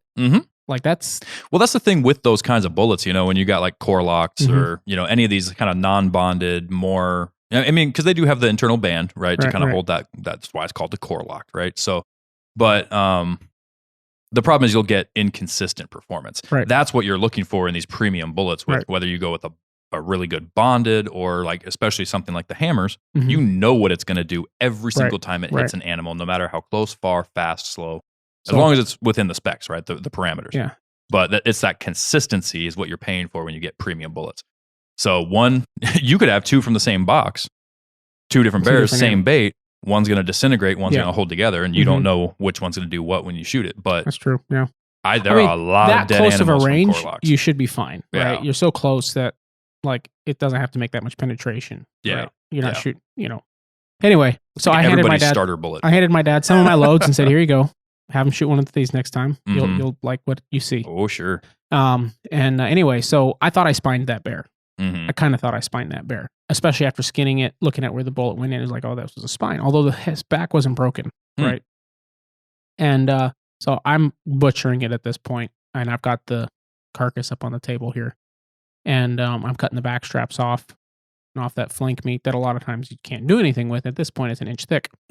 So burger, like there's a lot of meat on this thing, and I'm looking at this, and so I cut that flank meat off. A lot of that meat wasn't usable because it was bloodshot there, but there's a 2-inch hole in the ribs below the backbone, right on the entrance. Yeah.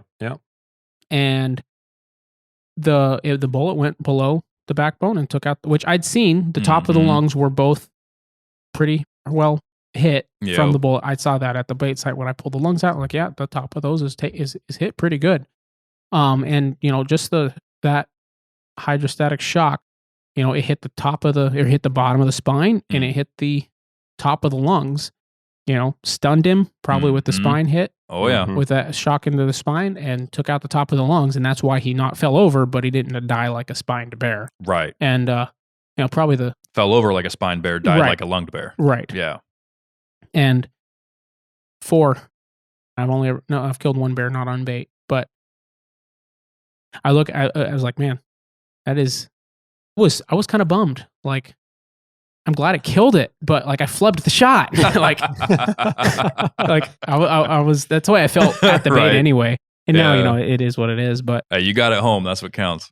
Right. Yeah. But see, and that's where, if in one shot, God forbid, I was hunting with a match grade bullet or a full metal jacket, which a lot of guys hunt with. Oh, sure. That shot, I would not have killed that bear with one of those bullets. That high. Yeah. No, it would have gone over the lungs, under the spine. Wouldn't have created enough shock around probably would have knocked him over. I would say a match grade depends, but again, because here's the thing with match grade, right? It's the inconsistency. The match grade may have been okay. If it went in there and grenaded, then maybe would have killed it. Yeah. Right. Oh yeah. But they'll do the opposite too. They'll implode more than explode sometimes, and then they'll just act like a full metal jacket. Even like a hard cast. Right? Yeah. A hard cast would have been a problem. Or even a soft lead, right? Like because of what it may just completely miss everything. May stun it because of this. There is a little bit of shock there. But you might have just hit that pocket of right between the spine. And with this bear, there was a big spot because it's such a big bear. Like, you have a bigger kill zone, but you also have a bigger area around the kill zone. And people lose animals like that all the time, hitting that pocket. Not just bears, but I've sene moose walk away. Everything. Oh yeah, there's a huge area on moose like that. Yeah, but that pocket below the spine where it's just meat, So, but Pope and Young, the first one entered at 19 and 11/16 is placed 2,800 overall, with the biggest being 23 and something. But that was like on the East Coast. Right. Jeez. So you have that's true. Thousands. Is there like an Alaska specific? This is the Pope and Young non-member search. Okay. So at least they have some of that info. Yeah, I can't get very specific, but I'm 277 clicks into this page here. Yeah. So the first one where it goes from 19 and 12/16 to 19 and 11/16, because there's a ton of them all at the same measurements. Right, they go in increments of 1/16 at a time, and that one ranks at 2,800 overall. So, and then there's a bunch of them at 19 and 11/16, right? I mean, so if 3,000 to 4,000 bears in Alaska are killed every year, Alaska specific, right? Alaska specific. Yeah, I'm not sure where that ranks, but it's a lot higher than 2,800 overall. Oh yeah, sure. I'm sure of that. Yeah, but I mean that's very cool. That's awesome. Isn't there an Alaska scoring, like an Alaska only? I'm not sure. Book. It should I don't be. know. We should start one. We should. There probably is. I would imagine there has to be. I mean, we could. Somebody must. And have we could make it like kind of. And I'm sure Pope and Young has a specific area for just Alaska. I mean, that is Pope and Young. That I did not shoot it with a bow. True. Right. Yeah, this is just being able to view records of that bear. You're seeing what you missed out. Right. But if you would have, I'm just saying, just because of your, preference to have shot it with a bow, had you had the chance. Yeah. This is where it would have landed at Pope and Young. Could have shot it with a bow. Oh, yeah. No, I had a question because you didn't. So I remember you talked about shooting your deer with your 300 Wisdom, right? And the damage that it did around the shot placement. Where you didn't hit spine, but the spine was severed and stuff like that, right? Now, that was a heavier bullet moving quite a bit faster. And a much smaller, lighter animal. Yeah. How was the damage radius, you'd say, on this? Smaller. I mean, naturally, right? Right, naturally. A much lighter bullet, right? Moving slower. with a little slower acting hydrostatic shock action than that HHT is extremely fast in how fast it. I mean, I was half-inch into that deer before it just completely. It's awesome. Right. It decimated it, right? Yeah. Took the lungs out, took the spine out, chunks out of the lungs, chunks out of the spine. Like it, yeah. It's nice hunting with a cannon, but sometimes, like sometimes it's like, if you lose 3 pounds of meat, but still gain all I lost was a little bit of backstrap, right? But you're still, yeah. All I lost was a little bit of backstrap. Oh yeah. And talk about meat. There's 120 pounds of meat on that bear. Oh, and that's not exaggerating. That's not because I picked it up and said, "Oh, this is 100 pounds." No, that's because we weighed every bit of. Right. We weighed almost everything. Yeah. Yeah. And that was over twice as much meat as was on the 6-foot bear. Mm-hmm. I don't doubt. I looked at the picture of the meat that I posted from the 6-foot bear. Yeah. Yeah. And then looked at the picture I took of the foot bear and was like, "There's well over." Well, you showed us a couple of trail camera pictures of an average sized bear that was like high 5-foot range. Any one of us would probably shoot. Yeah. At least for the first bear of the season. Yeah. Yeah. First or last. You guarantee. Yeah. Last weekend. Why not? But you showed us a picture of that one. And then the next slide was of the 7-footer. Yeah. And it was 2.5 times the body size. Oh, it was dramatic. People don't understand. And I tell guys that about brown bears too. When we see a sow walk out on the beach and they think, wow, that's a huge bear. And then the 10.5-foot boar walks out next to it and it makes the sow look like a cub. Mm-hmm. Because even though that sow might be 8 foot, that's a decent sized bear. Sure. I mean, relatively speaking, that's a big bear. But when that 10.5-footer comes out, the amount of mass that a bear has to put on to get that big is incredibly higher, and such a bigger body and bigger skeletal system to support all of that size. Well, I'll say even if smaller differences like that, like a 6-foot to a 6'6". Oh, You put those two side by side, there's a noticeable difference. Yes. I mean, even just that half a foot, you know, I mean, because to support that much extra length and width, there has to be that much more bone, that much more meat, that much more muscle, that much more fat to get through a winter. It's a substantially larger animal. So the difference between, your average bear that was standing there on camera and that one, it was as if you were looking at a grizzly that had, gone through a mud hole and turned black. Right. It was, that is a great picture. As a matter of fact, you should post that. You should post the picture of the average bear on that camera. Not a bad idea. And then post the next slide of being the toad and let people see the difference. That would be a really good post, actually. Because and I talked about this before too in judging bears at the baits. I've talked about this on the podcast and at our seminar. The width is a big one. Mm-hmm. You can look at the body width and how much he is filled out. That's true. That is a really, really good indicator of how big it is. Yeah. Very, very good. We talk a lot about when you kill a bear and you walk up to it and say, "What happened to it? It got smaller." Yeah. Let the air out of it. Yeah, exactly. It feels like you look at it, it's like you shoot it and it's like pop the balloon. Yeah. Mm-hmm. That's not the way this bear looked. Now he was curled up in a ball, right? Yeah. And so when I grabbed him and started to try to drag him, as I say, try. Yeah. Yeah. The size of him just became because usually you take a picture, you put the bear up on a log, make it, so you can see what its body's supposed to look like, right? Sure, It doesn't look like the air let out of him. Right. You look at the pictures you posted, and that's, though they look like the size of bear they should look like. They don't look like a small bear, which a average bear looks small in a picture if you don't do it right. Yeah. But this bear, I didn't put it on a log, right? Yeah. Didn't need to. And you probably couldn't have. Especially by yourself. All I did was I got his front up, his head and his arms kind of on. There was a little stick kind of going up a little, little incline right next to the stump where he was there. Yeah. And so I kind of put that there so it'd be up a little higher so I could get my hand under his head and try to hold his head up for the picture. Yeah. Right. That's important. From underneath. Picture. Just, because when you grab him by the ears or whatever, or you even grab him by the skin behind the ears, it makes the ears all crooked and makes the head look really skinny, even on a big bear. Right. Yeah. Getting your hand underneath the chin is a big pet peeve. And it can be hard to do on a bigger bear, but yes, but you did it. Oh, sure did. I wasn't gonna mess up that picture. Right. A pair like that. I'll tell you right now. That's the one you take a lot of time on. Skin's not on them for that long. Yeah, exactly. So my wife and I were sitting, and I got your inReach message, and I had sent you an inReach message from my inReach, and I said, "Hey, I shot a bear. Yep. Shot him with a gun, and we'll get to that, I guess, later." But when you responded and said he's all of 6 foot, I told my wife, I said, "That's a monster," because Mariah always undershoots his score on a text. Always. And so I know if he says it's all of 6 foot, it's huge. Yeah. And so we got back and I wasn't going to tell you what it was until you got back. Well, yeah. But then you messaged me on the inReach later the next day. Yeah. Got another one. Yeah, got another one. And how big was yours? I was like, man, I'm not going to not tell him because then he'll know it was really big. But I was hoping you wouldn't ask, or you'd be busy and you'd call me when you got back into town. I'm happy as can be for it. Oh, I know you are, but I wanted to hear your voice. When on the phone I say, "Oh, he's 7'2". You should have heard me laugh in the stand. I'm sure. Yeah. When the next day we were sitting there, and I was texting you because I was just sweating to death in the stand there the next evening before Tabitha shot her bear, and you texted back 7'2.5" even. 7 foot length and 7'5" width. And I said, "You've got to be kidding me." Yeah. It's like, I think I said to my wife, "Holy undershoot, man."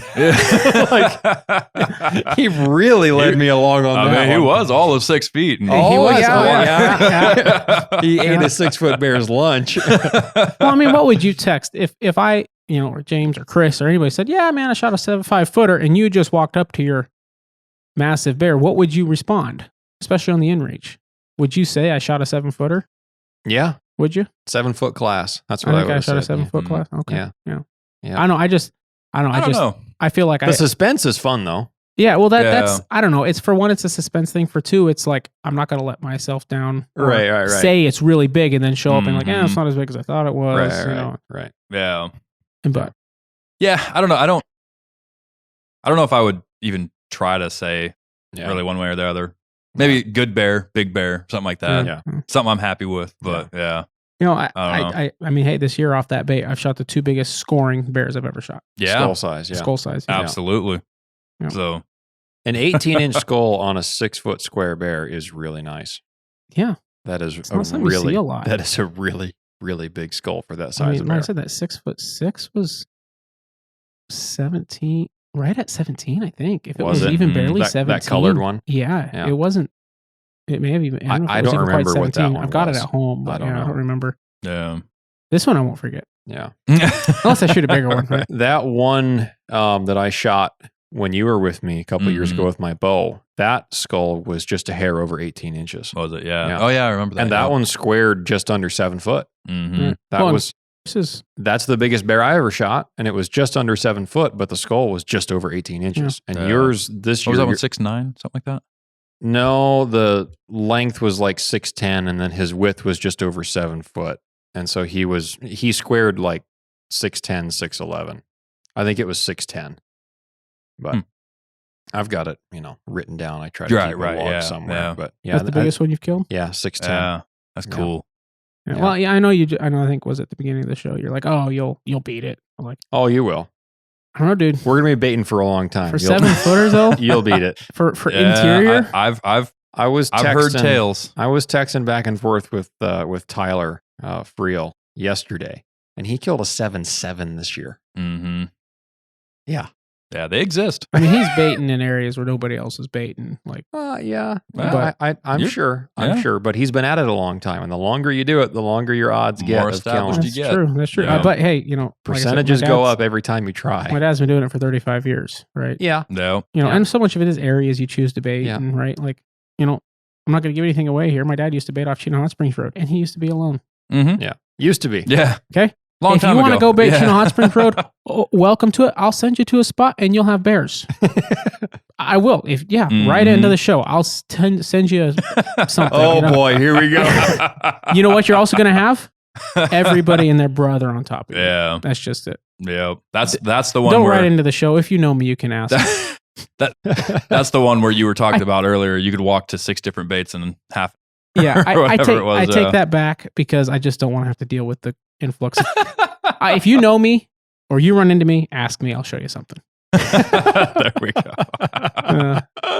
Well, we better take a quick break real quick. Mo, congratulations on your inauguration to the 7 Foot Club. Congrats. And I'm sure you'll be keeping that spot for a long time. So. Yeah, I'll post some more pictures and things when this one comes out. There you go. So. Put up a maps pin for us. Yeah, if not here or not where the bait's at, for sure. Right. Canada. All right. Well, let's take a break, and then I want to hear about your weekend double up. All right, folks. We all know that one of the most common mishaps in hunting is damage to your rifle scope. Last year, I found the solution to that problem with the Stealthy Hunter rifle cover. It wraps around your scope and actions securely to protect it from getting knocked off of zero or even severely damaged. Stealthy Hunter also has a glassing pad and a wide variety of supplements for the outdoorsman, such as protein powder, CBD products, turmeric, and gut health supplements. They also make a lightweight trauma kit weighing in at just 14 ounces that includes everything you need and nothing you don't for all of your backcountry medical emergencies. To shop all of their equipment and supplements, go to stealthyhunter.com and enter the discount code at checkout, The Northern Hunter, to save on your order today.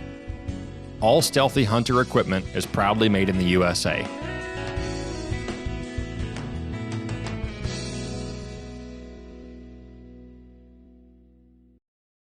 All right, so Mo, having a great weekend, was not the only one getting out and putting time in. Nope. Dalton, you went out and put a substantial amount of time in, did your hunting routine, and had quite a bit of success.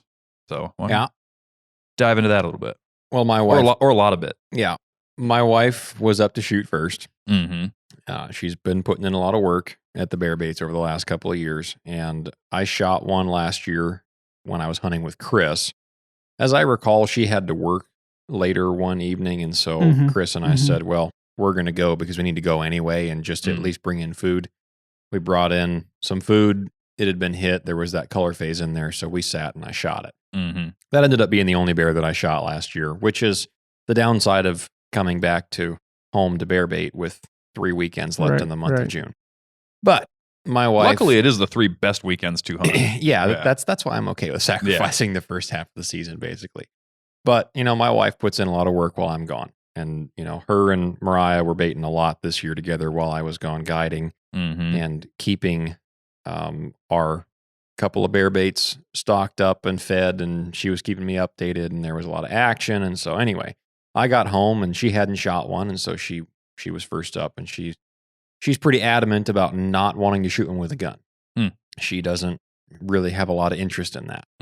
So she shoots her bow a lot. She'd been going to the 3D League, quite a bit while I was gone. I don't know if she missed a week. She was there shooting in the pouring rain, and really, oh yeah, I mean, and that's great. That's good practice. Oh yeah. And so yeah. Anyway, so the way that it worked out was we got to one of the baits on the first day that we were hunting this last week.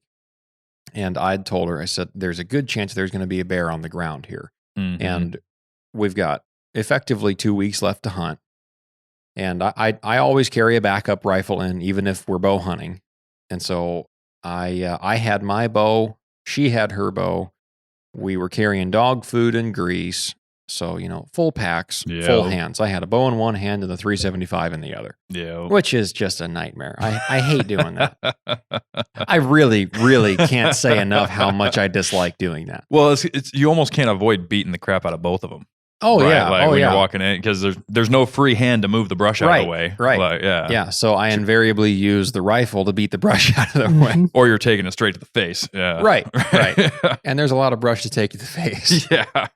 But so anyway, we'd had a conversation, and I said to her, if there's a bear on the ground when we show up, because we have another bait that is less likely to have that be the case. I said, this other one that we're going to go to next is your better chance. And she knows that. And so she had said, if there's one on the ground that we can't get a shot on with a bow, just shoot it with a gun, get it over with, and then we'll go to the other one where I can shoot with my bow. Right.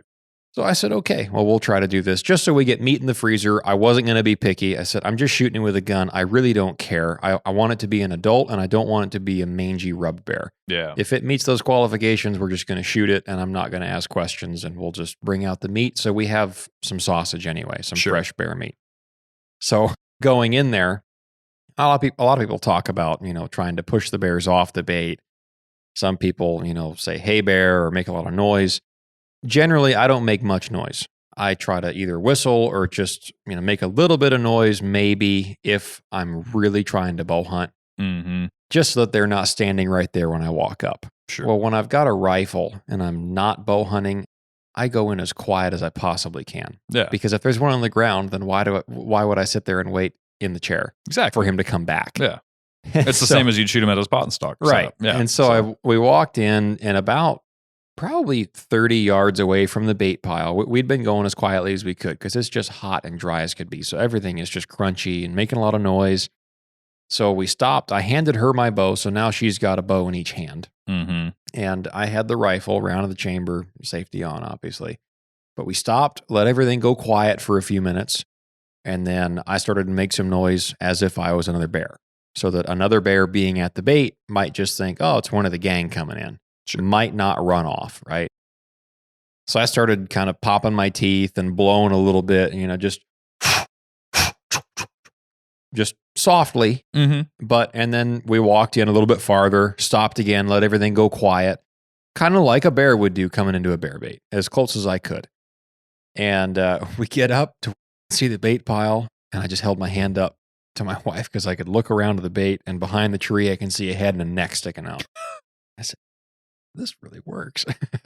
I've done this before, but every time you get one to stay there and you fool them, it's just kind of fun. Mm-hmm. And so he was looking at me dead in the face, like, what this is not the noise that you should be making. Like, this sounds like Charlie, but you're not Charlie. You're no bear I've ever seen. Yeah. You're kind of tall and kind of white. You must be from down the way, ain't you? Yeah. And so we had a stare off for probably 30 or 45 seconds. And all I could see was his neck and his head. And I'm just frozen in place. My wife was behind me enough covered in the brush that the bear couldn't even see her, which was good. But she couldn't see the bear. So I had my hand up, like, fist closed, like, stop, right? Mm-hmm. And I pointed down to the bait like there's one standing there. So she could tell, all right, we're frozen for a reason. Right. Anyway, he stands there for a minute. I had the sights on him, but I've got those big express irons on that Ruger 375. And I was carrying the African. Mm-hmm. And it's the one you were talking about in the last episode. Yeah. And so I'm thinking to myself, yeah, I could shoot this thing in the head or the neck, but I don't really want to do that. I'd like to wait until there's a broadside shot, or at least a quartering away, a quartering two shot.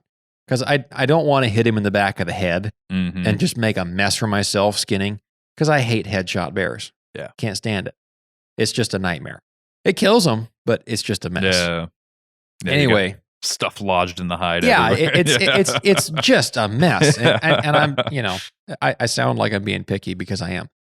And so I waited, and then he took a step and his head went behind a tree, and then he just stood still. And so I thought, all right, I'm going to take this opportunity to drop my pack because I had a lot of weight on my back carrying in bait and stuff. Sure. So I knelt down as quiet as I could and dropped my pack as quietly as I could. And then I took 3 or 4 steps over to change the angle where I could see his body. And at that point, I had moved first. I lost the stare off. And so he takes like 3 steps down the hill to go out of sight, down to where they walk away to go bed at that spot. And so I kind of out of desperation just made a low rumbling growl just to try to get him to turn and look back. And he turned and stands up halfway on his back legs, showing me his chest. Mm-hmm. At which point I fired. Nice. That's what I was looking for. Thank you very much. Yep. Boom, in the bear. I see him go over backwards, and I hear the flop. And my wife just got it on video of me pulling the trigger and reloading and walking down the hill farther to get a visual on him. So, dead bear, walked up to him, nothing special. He wasn't abnormally big, wasn't, terribly small either. He was average. Good bear, but yeah. It was an average. It was a boar. I kind of figured that off of the body and the head. I didn't really, I don't love shooting sows when I don't need to. And so anyway, not that I wouldn't have in this exact situation, because what we were after was meat, right? Just a guarantee of getting meat. Yeah. But I could tell this one was a boar. And yeah, I mean, he was just over 5.5 foot. He was not real big. It's a good bear. But, he's an adult. Yep. And he was rutting, I'll tell you that. Found out that from several different signs, but both camera evidence and bodily evidence. Yeah. he was getting it on. And so I shot him. Tis the season. Yeah, he had good hair. I didn't see any rubs when I shot him. He was a little bit thin underneath the pits, but it's June and it's been 85 degrees. Yeah. They're all going to have that now. Yeah, and so we cut him up, took a few pictures, and hauled him out. And then right as we were hauling him out, I was texting Mariah on the inReach, and he said that he shot a nice 6-foot bear. I was like, yeah, whatever. So we got him out. Then we traveled to our other bait and got a little bit of sleep, and walked in there middle of the next day to just to check it, because it had been clobbered the week prior and the week prior and the week prior. But I was curious to see what else was moving in there. We hadn't shot one in there. We could have the prior week, but we had let a few things pass just because I wanted to see more bears. And we knew there was some more bears working in there. And I knew there was going to be more bears showing up because that's how that spot works this time of year. More bears just move through. And the week prior that we'd sat there and watched some bears, there was a really hot sow working that bait. And she came in and she was dumb as a box of rocks. And she went to sleep on the bait in front of us for well over an hour and a half. Swatting bugs, looking at us, moving in the stand. I'd stand up and take a leak in the pee jug, and she just stood there and watched me. Like she is not afraid of anything. Yeah. Well, she is now. So looking at the camera middle of the day the next day, it was like 95 degrees. I don't think I've ever packed bait in hotter temperatures, ever. I was sweating so bad. I mean, it was just awful. This whole last week has just been scorching. Yeah. And so we get in there and the bait pile is just clobbered. And there's evidence of them ransacking our stands. And so I figured, this dumb sow is climbing all over everything and ripping down tie lines to pull your bow up with and all this kind of stuff. It's great. Now she's curious and she's too comfortable. And that's, never fun. Right. Just made a mess of everything. Well, so I usually leave some kind of an indicator in there. And so I had left a grease jug on top of the stump above the bait, right? So they'd have to move that occasionally, right? Well, that one was dry. So I brought in a new grease jug and had some nice sludge in the bottom of it. So I tipped that upside down to let that drip on the bait. And we left, looked at the card, looked at all the pictures, went back out, made something to eat. And I'm looking through the pictures and I said, there's a new bear. There's a new bear. There's a new bear. And there's a new one that's a color phase, and he's with the sow. So the sow has now been on camera with like 3 different boars. Yeah. The same sow. So she brought all the boys, which is perfect. And now there's more than one sow working it, and now they have multiple girls to choose from at the scene. But she was in there now with this color phase boar. And I said, well, the color phase boar, he's not particularly giant, but he's not small. He's he's a decent bear, and he's got what looks to be pretty nice hair. And he's in there a lot with her. And they were, the last few days on the camera anyway, they had been coming in early afternoon in the hot temperatures. Oh, really? Yeah. This time of year? At like 4 o'clock in the afternoon. Wow. With the sun blazing on the camera, with the temperature on the camera being like 87 degrees. Yeah. I have a picture of them on the bait when the camera says 92. Good night. Yeah. And then That's odd behavior right so there. they were coming in late afternoon, early evening, I suppose, between 4 and 5 o'clock, staying for about 45 minutes to an hour and a half, depending on the day, leaving, coming back at 10, leaving, coming back at 1:30, and then staying from 1:30 to about 7. So they're just camping. Yeah, they live there. Yeah. Right? And in between that, the other bears were coming in. Yeah. And sometimes they'd push them off, and sometimes they'd push the other bears off. And so I said, well, we need to get back in there because it's getting that time. Well, we got back in there as quickly as we could, after eating and getting all readied up and packing all of our clothes, because it gets really, really cold in there. You can see your breath in there at 2 o'clock in the morning. Yeah. It's really cold. The camera records photos as saying 42 degrees at the coldest part of the night. So it's really cold. And 42 degrees after you've been sitting for 4 or 5 hours feels like the dead of winter. I mean, it's really cold. And you're sitting still doing nothing. Your legs are going numb in these, in these stands after you're sitting for so long. And so anyway, we got back in there, and between the time that we had come in to bring in bait and the time that we'd come back to sit had been like 2.5 hours. And they had come back. The boar had grabbed the new grease jug, which I found, and drug it off and chewed on it. And they had been there for an hour and then left again by the time we'd come back. I said, well, they're right on schedule, but we missed them. Whatever. They'll come back. Right. Oh, we sat there. About 9:30, I'm standing up to put on my first layer on top of my super thin shirt. And I was putting on a pullover, like a fleece heavy shirt. And I hear behind me, right behind the stand. Yep. And then I heard one walking, and I said, oh, great. So now I'm standing up with my arms above my head trying to get into a shirt. Yep. And they're standing behind the bait. And so I'm just behind the stands. So I'm lowering my arms real slow, and Tabitha whispers over, there's a bear right behind us. I said, I know. Just sit still. I've got to try to sit down now. And so I got my shirt on, pulled it down, sat back down. And from the night before, we had both of our green pack frames sitting on the ground, which usually isn't a problem. They usually come over and give them a sniff. Maybe they'll grab at one of them and, take a bite or something. Yeah. Lick it if you've got scent on it. But it's not usually a big deal. And I usually don't have a whole lot of room in my tree to go hanging them up off the ground. I fixed that for the following reasons. The color phase bear was in there with that sow. The sow walks over. She'd seen us the prior week, looked up at us, and sat down right next to my wife on the other side of the stand.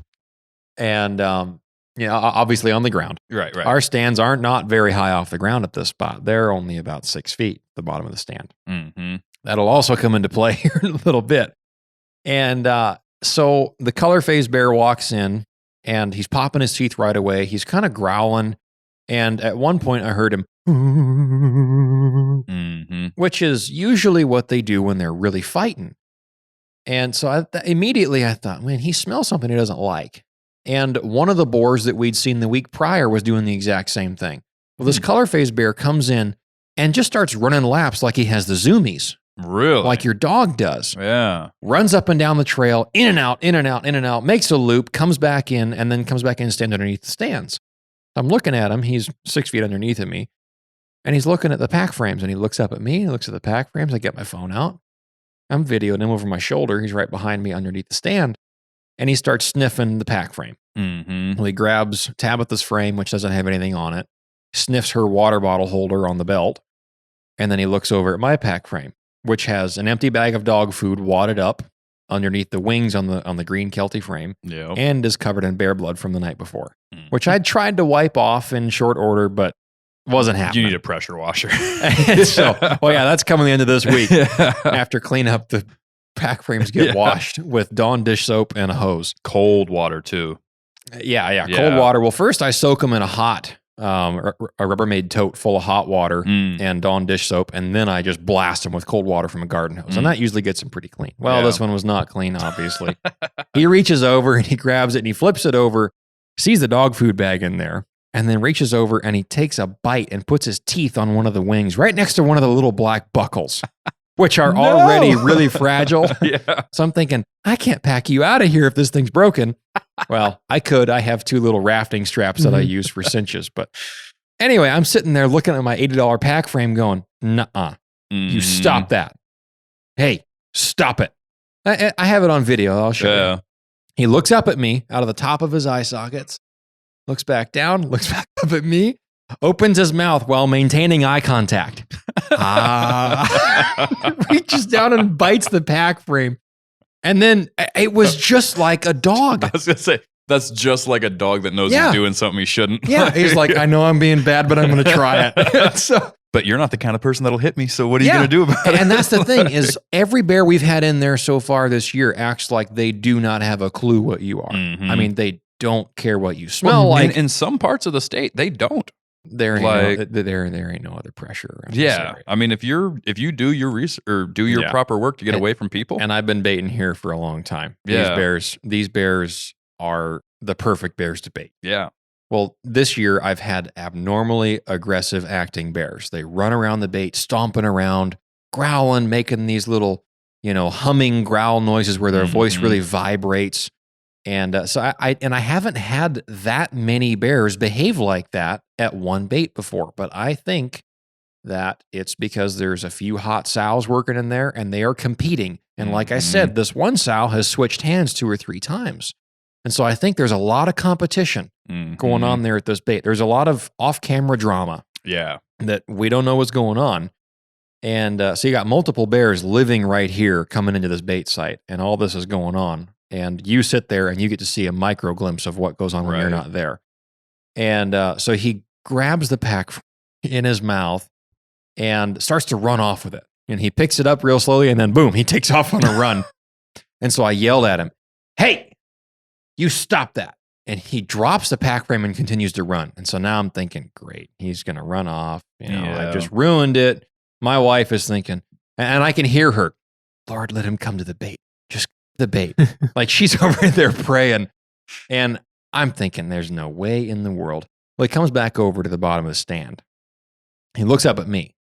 And then he stands up on his back feet and puts his front feet up on the tree right next to my feet in the bottom of the stand. And now his head is level with the bottom of the stand.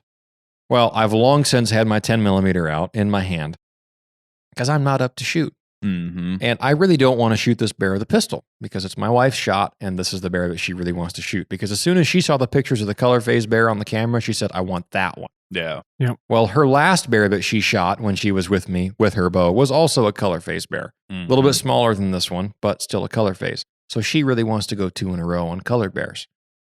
And so this thing stands up, feet on the tree, and his head is, this tree is about, 8-10 inches around on the right side of the stand there, right? Just next to the stand. And his nose is right on the other side of the tree. And he grabs a tree and then he starts swinging his head to one side and the other side. And he's looking at me from either side of the tree. What are you going to do? What are you going to do? Like, come on, make a move, big guy. Come on. What's going on up here, man? Do you want to get Froggy jump? Yeah. So I've got my pistol and I'm videoing this too. And I got my pistol and I'm back and forth, back and forth, back and forth. And then he does this, and then whop, he smacks the tree with his left hand. And then he kind of, and his ears kind of flicker back a little bit. And I'm thinking, great. Here comes a gunshot to the forehead with a 10 millimeter. And my wife is going to be depressed. And not actually, Anyway, right. But now I'm going to have to shoot this bear and she's not going to get it. Yeah. And so the whole time I'm saying, "Don't you come up here." Like in that tone of voice, that loud. Because I really don't want him to come up the stand. Because that fast, he could be up there in the stand with me. And then I'm in trouble. Right? And I've had other bears. Mariah and I were hunting. The first time we hunted a bear bait together, the bear came in when we were teenagers. We had a color phase bear climb up the platform stand and rest his chin on the plywood underneath my picnic chair. At which point I had my pistol pointed at his forehead. That bear was closer to me than this bear was, but that first bear that happened on was not acting aggressively. Can they turn and grab your chair and pull you out of the stand in one motion? Yes. But we took that chance because Mariah was telling me, "Don't you dare shoot that bear with your gun." Right? So this one, I'm thinking the same thing. I'm thinking, and Mariah's words are coming back to mind, "Don't you dare shoot that bear with your gun." But this one was acting aggressively. And so I'm thinking, this is a much higher chance of me having to shoot this bear if he tries to come up the tree at all. Because he's already really upset. Every bear in here has had an attitude, and I know what he's been doing the last 10 minutes, running around, growling. He just smacked my tree, and now he's growling, looking dead at me 8 inches from the end of my pistol. Yeah. And I said one more time, I said, "You knock it off." And he stood back down, got off the tree, all fours, looked up at me again, stood up halfway. I said, "Don't you do it." And he got back down. I think finally he was nervous enough, like, what is going on? Bad boy. Yeah, boy. well, that's what it felt like. It felt like your dog was misbehaving. Yeah. But instead, your dog is, 6 feet tall and can reach up and grab you and ruin your day. Mm-hmm. And, weighs 200 pounds. My dog might be 6 feet tall. Yeah, that's right. You've got a big dog. And so the bear turns around to walk back out. He's walking by my pack frame, and I'm thinking, great, he's going to grab the pack frame again.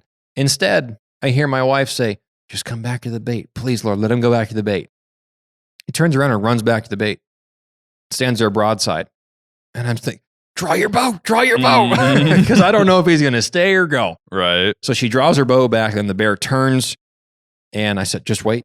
He turned away, and then he took 2 steps, stood right on top of the dog food pile, turned perfectly broadside, front and back legs far apart. I mean, perfect broadside shot. And I said, right there. And boom, swack. Arrow goes off.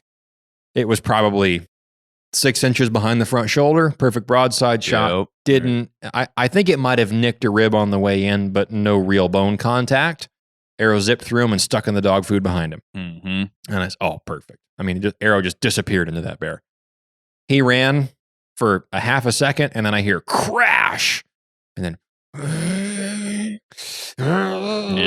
but it was really, really frothy. Mm-hmm. And he's dead. He's singing the blues. Yep. And that was that.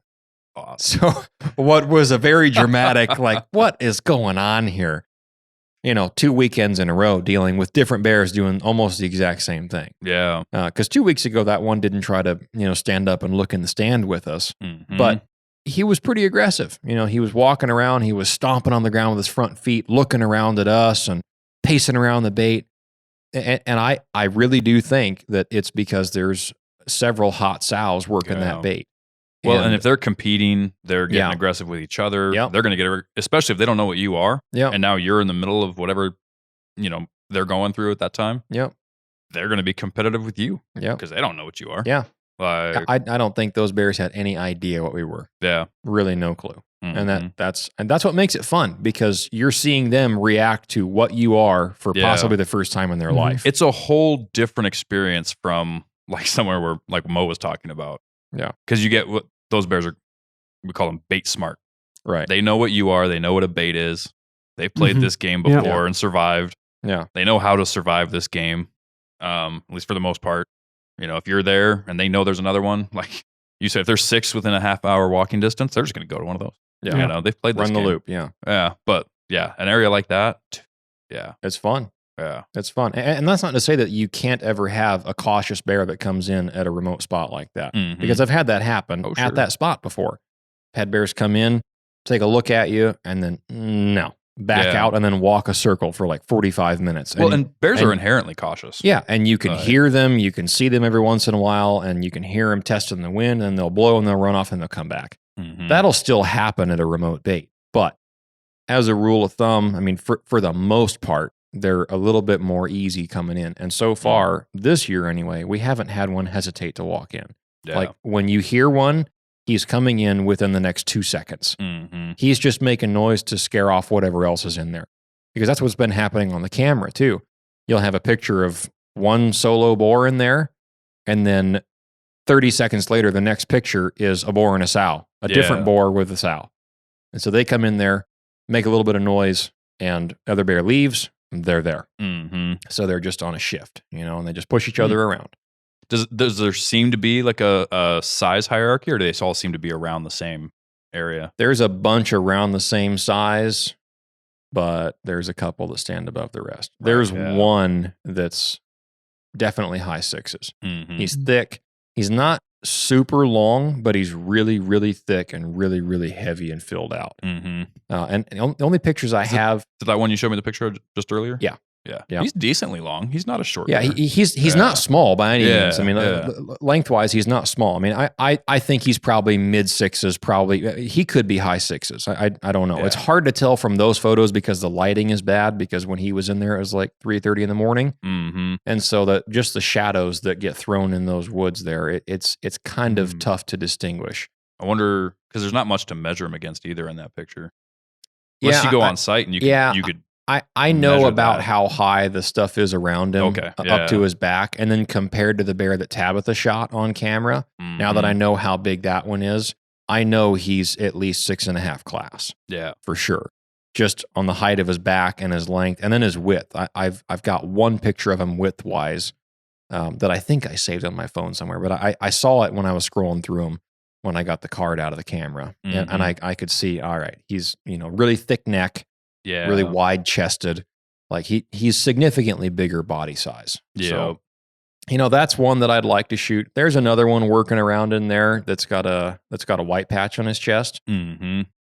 I don't know if I talked about that one last week or not. I don't think you did. But, no. He has an attitude too. He came in and was goofing around 2 weeks ago with that sow that was with the colored one this week. Mm-hmm. And he's not huge.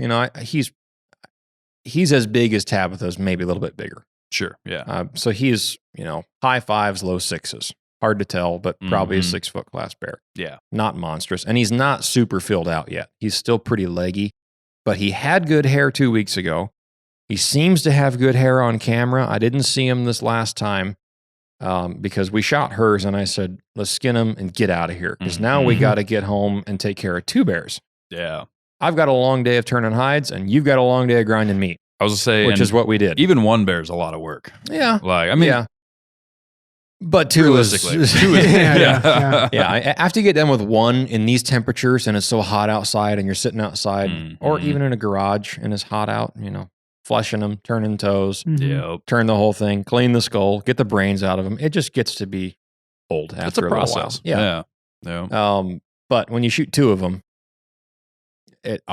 pack up. It's twice as much. Because the first thing she said to me is, let's just sit here quiet and see if another one comes in. I said, no, I'm not doing this. We've already got 2. I'm happy. I'm content. If I only shoot this bear this year and you get yours, I'm content with that. Right. That's fine.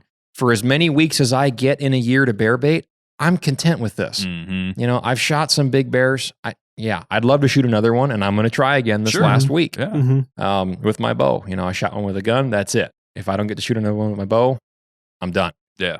And I'm okay with that. But there's always next year, I hope.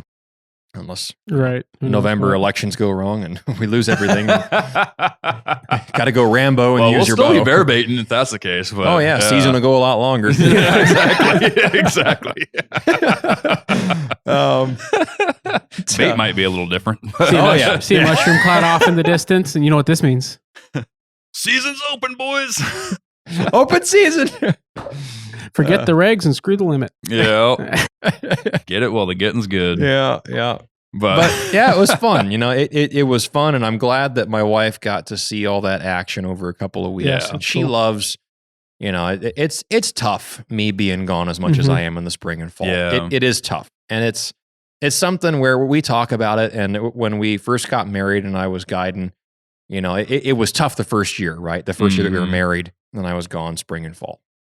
And then it was tougher the next year. And we kept saying, eventually we'll get used to it. And, let's just be the routine. And I'll be gone for 5-6 weeks in the spring and a couple months in the fall off and on. It doesn't get any easier, guys. No. It doesn't. And my wife and I get along. We do a lot of things together. We hike, we camp, we go on fishing trips in July. And and my wife is a very outdoorsy person. Her dad is Mariah's dad. So they grew up in the same household.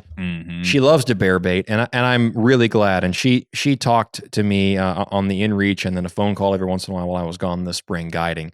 And she said how much that she enjoyed getting out and just going to the baits with you. She likes that. She really enjoys that. But then when I get home, she really enjoys, as much as she loves her older brother's company, it is most of the time, right? Yeah. It is special when she and I get to hunt together. Yeah. And so I'm really happy for her that she got to shoot her bear, that it was the colored bear that she wanted. Yep. And her bear squared right at 6 foot. I mean, it was dead even. Perfect. And so it was a good bear. She was very happy with it. And same thing, the hide was in good shape, starting to get thin where they start to get thin. Underside, a little bit of thin spots. But she made an ideal shot. I mean, perfect shot. And, little low 50-ish pound compound bow. It's an Elite Ember. It's, okay. She made a step up from her old Mission or Diamond. That's what she started with, that old yeah. pink diamond that she grew up shooting as a teenager. And then we got her upgraded a year or two ago. I had told her with her old diamond bow, I said, you need to demonstrate that you can shoot this one this well. And I kind of set some benchmarks. And I was kind of teaching her all the form and really trying to get her to perfect her skill level before we went up in equipment. Right. I said, you need to be able to shoot as well as this bow will shoot. And when you can, and she already, for the most part, could, but I wanted to touch up and kind of set goals and say, when you can do this, I'll buy you a new bow. And so she shot this bow now for at least a year and a half or so now. She's had this one and she loves it. Yeah. It's a big step up going to that bow from her old bow. And she shoots it well. And like I said, she's been shooting at the 3D League while I was gone. And she loves that. So she's been practicing a lot. And she made a good shot. And the first thing she said after the bear died was, hey, he didn't break my arrow. I get to keep another one. That's always cool. Yeah. And I think that's the same arrow she shot her color phase bear with a couple of years ago with me at the bear bait. Yeah. You know, the bow I haven't killed anything with yet. You should change that. Oh, that's the Vector Turbo. Yeah. I shot a bear with that bow. You did. That bear. My dad shot bears with that bow. Dr. Phil. I need to shoot a bear with that bow. At that bait that she shot her bear at. Oh, was it? Yep. Yeah. That's the last bear I shot with that Vector Turbo. Was it that same bait? Nice. Yeah, no, I need to shoot something with that thing. See, it's cool because the last bow I hunted with used to be my dad's. This one actually also used to be my dad's. And I'm not complaining. He shot his biggest bear with that bow too. Yeah, he did. With Uncle Mike. Yeah. He's killed a decent amount of bears. A lot of bears with that bow. And he killed a lot of bears with the bow we had before that, which I killed several bears with. Yeah. And I'd like to kill some with this. And there you go. Cool. You got 4 days to make it happen. My biggest subtle flex is my wife has shot more bears with her bow than most people I know with a rifle. How many bears has she shot? 3, 4? No. 5? 5. Nice. I'm glad I shot a couple this year. 5 with her bow. She would have beat me. 5 with her bow and 2 color phase. Nice. And one of them was that big 6.5er that Fish and Game aged at like 18 years old. That's the one that's rugged. I forgot to get the info on mine to call in on that big one. Take a tooth out of it. I've got a company in Montana that will do it for a small fee, and they're a much faster turnaround. No, you don't have to wait like 2 years. Nope. No. I'll get you the info. Okay. Yeah. Well, it's in the freezer at the moment, but Yep, yank a tooth out of it, and we'll send it off. Yep. Cool. Yeah. I want to know how old that one is. Both of those bears, actually. That'd be interesting for the genetics of it. With that skull if one's size, like 15 and one's 8 or something. Yeah, like that. Or 15 and 6. I mean, how much bigger would this get? It's not unbelievable. You know what was the weirdest thing about that first bear is I thought he looked young. Really? When I shot him, and I was actually because I haven't looked at bears. I haven't for a while. seen many pictures of that bear. I don't have a lot of pictures of it. Did you post any of that first bear? Well, I mean, I posted pictures of it dead. Yeah. I don't even know if I've seen that since I've been back. Oh, really? Yeah, that's right. I don't know that I even looked that up because I was gone. You were gone. That was in May. Yeah. I was on a brown bear hunt. Yep. Let me look. Modrenalin on Instagram, folks. Yeah. If you want to see the big pictures. Oh, yeah. There it is. Yeah. But I thought he looked young because his head was so big and he looked kind of lanky. Yeah. I mean, a decent amount of meat and a nice His head bear. looks big compared to his body. That's what for I mean. Sure. That's what made me think he looked kind of young. Although I looked at his head and said, that's a big bear. That's a big head. He's got a noggin on him. For sure. And there had been a real, I had a dink on, I mean, I don't know, other people look at it and say it's not that small. I look at it and think, I don't think I'd shoot it. But I had a dink on the bait that night that I shot that bear. And, it may have been 5 foot, but it was close 5 foot. And it was in and out and around and all over the place. And then that one showed up an hour or so later. And, I was like, well, he may look young, but he's a lot bigger than that last one. Mm-hmm. Yeah. Because standing up, he looked young. I mean, there was a lot of air under his belly. Yeah. Right. Long-legged. Man, I'm looking at the pictures of those bears side by side. Yeah. Boy, that's a real similar looking bear, isn't it? It sure is, isn't it? That's what I was saying when he sent me the picture. Nose is colored the same. When he sent me the picture of that Heads one, are shaped the same. second one, that's why I thought, I was like, oh, that's a good bear, but I was like, slightly bigger head than your first one. But a lot bigger head than the first you sent me the measurements and I was like, whoa, dude. And I don't know if it was the angle of the pictures or what it was, but like, yeah.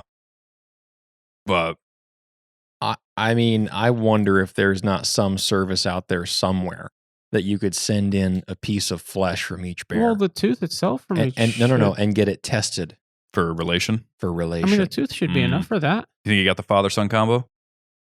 I don't know, but it wouldn't surprise me if they were related. The reason we can do that with humans is because we have so much data. Right. Right. It's not because you can just, it's because we have so much data, and you have to have data from one to match the other. I don't know if there's enough data, DNA data. I don't know.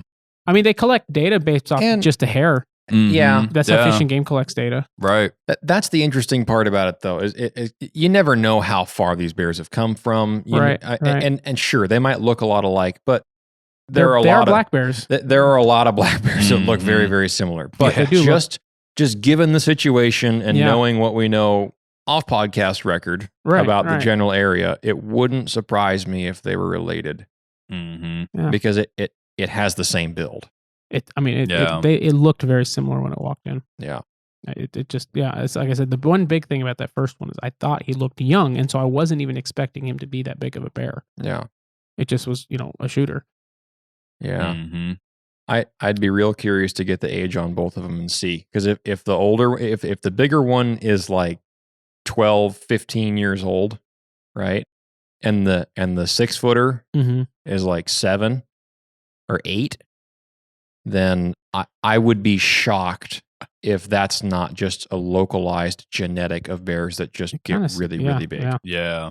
And I'm not saying that it's a father-son combo. Oh, right. I just think that generally speaking in the area, I think that those bears are just really good genes. Just like, brown-haired, blue-eyed, or blonde-haired, blue-eyed, whatever. Right. Yeah. Right. They're just isolated for whatever geographically. Reason. Yeah, exactly. Right. Yeah, it happens all the time. There's really pockets all over the place. That's really cool. Yeah. Well, and to that point, this spring brown bear guiding, I don't know if I've talked about it before, but a few years back, going in to hunt one of our spots, I consistently had to bump this sow out of the way because she would stand in the middle of the trail. She'd let you get 15 yards from her before she'd take off. And we nicknamed her Marilyn because she was perfectly blonde and all the guys liked her. Like the boars were constantly harassing this little sow. Yeah. And at that point, a few years ago, she wasn't all that big. Well, the last couple of years, we've seen her in the same spot doing the same thing. She has some really notable markings on her. Mm-hmm. And this year, she had 2 cubs. Brand new. I've got video footage of them. They are like copy and paste matches of her. Mm. Yeah. It's really cool. That is cool. It's cool to see the two sides of things because when they're like that, that's pretty cool to see carbon copies. Yeah. It's also really cool to see, there was a video floating around just a little bit ago. It was a color phased, I think it was like a chocolate sow that had a cinnamon and a blonde cub. Really? Yeah. I was like 3 different color phases. I was like, that's pretty Do they wild. change color as they get older? I have no idea, to be honest with you. That's, I don't think so. I mean, I think it can get more defined or more drawn out as they get older. Like I think it will change shade, if that makes sense. But like I think like a chocolate bear is a chocolate bear. Yeah. A blonde bear is a blonde bear. Cinnamon's a cinnamon. Mo and I have had grizzly bear cubs on a bait with a sow that the cubs have a white ring around their neck, and then they grow out of that. Yeah, but they still stay dark. But they have like a blonde. They get like a lighter patch around the neck when they get older, right? Yeah. But I don't think matures a little bit, but still it's kind of present. Oh, dude, I'd love to shoot a bear with a ring around the neck. That would look, That's called a collar, Mariah. So here's a picture, since we're talking about it, of that bear. I don't know if that one was on the pic online there. Of the big one? That's the small one. That's the small one. Okay. Yeah. But you see what I mean by looked younger? Yeah.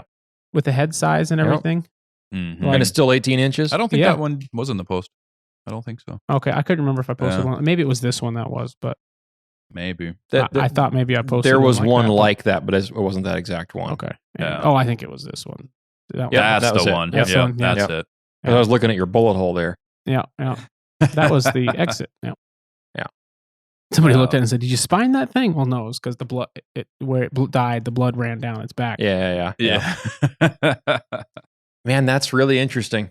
Genetics is cool. Yeah, it is. And that's the other thing that's neat about that other bait that Tabitha shot hers off of was there was a color phase and a bear with a white patch on his chest at the same spot. And this is the first one with a white patch I've ever seen in the interior. I've seen it on the coast plenty, but not in the interior. And I was texting somebody else that has baited a long time, killed a lot of bears. And I said, how many white patches have you seen? He said, 3 or 4. So I said, well, you know what? If I get a chance at him, I'm going to shoot him. Yeah. Right. My dad's got one with a white patch. As long as it's got the good hair still. Right, Sure. right. Yeah. If he loses his good hair, I'm not going to shoot him. No. Next year. Because we're so full on bear meat now. You know, we didn't have a lot of space to begin with, but we were running lower on black bear meat. Right. And so we said, all right, let's kill at least 2. Well, no, we did that. Yeah. And so now, you know, I'm being picky about size and hair quality, and I'm only going to shoot him with a bow. And so if Patches, I've been nicknaming him the Marlboro Man. Yeah. If he comes in while I'm there and I can get a shot at him, if he's rubbed at all and he's not going to be a prime hide, then I'm going to let him walk. Yeah. Because he's also not perfectly filled out yet either. Yeah. You know, I'll let him go. Yep. I'll try to play farmer on that one. All right, come back next year. Try it again. But watch, next year he'll come back and Tabitha or Mariah is going to shoot him in May. You're like, I got the Marlboro Man. I'd be okay with that. Right? Right. Yeah, I know you would be. Yeah. Just don't let him climb your tree. No. Yeah. That's good though. That's good to be filled up on meat, especially this time of year. It was fun. You know, because this time of year, I mean, it's been a while since we've put anything in the freezer. I mean, at least, December time. Yeah, so, since Christmas. So it's nice to get, fresh breakfast sausage, fresh patties and all this other stuff. Meat for the smoker. Smoker meat. Sous vide. Stew meat, sous vide. Sous vide is so good. Oh, man. Yeah. We got a sous vide maker. I don't know if it's called a maker or a machine. I don't know. I don't know either. I have no idea. I've got a buddy who's obsessed with it. Cooks It's awesome. everything in it. Yeah. It's crazy good. Yeah. Yeah. All right. You guys got to try question. it. What's a sous vide? You take meat and you put it in a plastic. Okay. Like a vac seal bag. Like a vac seal bag, yeah. And you put it in water. It's like imagine a slow cooker, but not a slow cooker, right? It's just of water, you could say. And then like you put it in there, and then you can make that water whatever temperature you want. And you're essentially slow cooking it without soaking the meat, if that makes sense. You season the meat in the bag, whatever marinade type of thing you want to do. Yeah. And then the bag is suspended into the water. So it's not sitting on the bottom. Okay. And then you turn the temperature to whatever it is, like 120 or 140, whatever you want it to be. And you set it for however long. Well, the bear, 140 at least. Right. 140. And then you can pan sear it or throw it in a crock pot for a few minutes with all your potatoes and veggies, whatever. And it's already cooked by the time you put it in there. Yeah. But that slow cooking in the sous vide is ridiculously tender. When it comes out of there, it's how long does that take? My wife would know. It's as long as that's not my department. The way you can imagine a slow cooker working is how you can expect a sous vide to work. Yeah. It's not exactly the cross comparison, but it's very similar. Yeah. Because it's the same cooking style, right? It's a slow, slow heat, low and slow, but you're not soaking that meat. Yeah. It's not going to be pot roast. Right. So you'll pull it out. It's still dry. It's just cooked now. Right. I've been coming home to all kinds of different ways bear meat's cooked. And it's just like, sous vide is really, really fun. It's a cool thing. It's good. I didn't even know what it was until like a year ago. I hear guys talking about it on other podcasts. Yeah, exactly. And I'm thinking sous vide, that's some kind of a slow cooker. Whatever. It's another way to cook. Well, Instapot, I don't know. Yeah. And that was the same thing I thought. My buddy got all obsessed with it. He saw it on some cooking show and him and his wife ordered it and just obsessed with cooking everything in it. And I was like, it's just a slow cooker. Ultimate Master Chef. I don't need that. I've got a slow cooker, right? And it's not a slow cooker. But essentially, it's totally slow different. cooking it with dry, but with the natural juices. It's like a cross. And with whatever marinade you want to put in it. It's like imagine a... So I don't want to say... between an Instapot and a slow cooker, but not. Well, I was almost going to say it's almost like between a slow cooker and a smoker. So a nice because you're not like smoke as in getting the smoke flavor, but like the way of cooking, right? Yeah, you pull something out of the smoker. It's not to full temperature yet. Yeah. So a piece of bareback strap with some fat. Mm-hmm. Yeah. Oh yeah. I mean, that's all you need to flavor. And whatever marinade. Oh yeah. You don't need marinade in that. Salt, pepper. When it's on the plate. Worcestershire sauce. Worcestershire sauce. Worcestershire. There's 100 different ways to say that word. Worcestershire, if I remember correctly. Doesn't make any sense. Should we look it up? It's named after the county. But I know Shire is pronounced Sure. Depends on where you're from in England. That's very true. That's very true. Which one of the 10 accents you have? Worcestershire. Well, I'll ask Sean after this episode. Yeah, right. Like, he'll be like, oh no, I can't say it. Can't let the secret out. The guy from England doesn't know how to pronounce it. It's like, we don't know either. We just run with it. Like, it's just we say it in the accent. It sounds correct. Everybody runs with it. Right. Yeah, it's some old defeated castle in England. I think it's a whole town. I don't know. Is it? Oh, they've all been defeated many times. Yeah. That whole part of the world. Yeah. Oh, man. But, from world champs to obscurity. Well, that seems to be most empires. Yeah. Let's hope we're different. That's it. Yeah. But anyway, different topic. But no, it's very cool. You got to go out there. Yeah. I can confirm hunting with your wife is just a blast. Oh, yeah. It's so fun. And to be blessed to have, that kind of companionship and having the same, passions and everything like that is really awesome. And I mean, if you have a wife that's not into it, that's not a big deal either, right? That's like don't force her to go hunting with you. That's the worst thing you could do. But when you are able to go out and hunt and harvest an animal, that's a great thing to be a part of. Mariah, the people want to know what kind of scents you're using from Beta 907 this year to kill that big old bear. Mostly the basics. Such as? Nasty boar. Mm-hmm. Yeah, paste? Staple. Paste. Okay. Nasty boar paste. Sow estrus gel. Mm-hmm. And I had about half of each of those left when I was like, I don't have bears. Mm-hmm. And I mean, I was cutting that bear up right in front of the bait pile. Yeah. It was like every time I was like, man, this thing stinks. Oh, this ain't the bear. That's that stick like 3 feet away from me. I don't want to walk brush up against it. Like, yeah. Oh no. Yeah.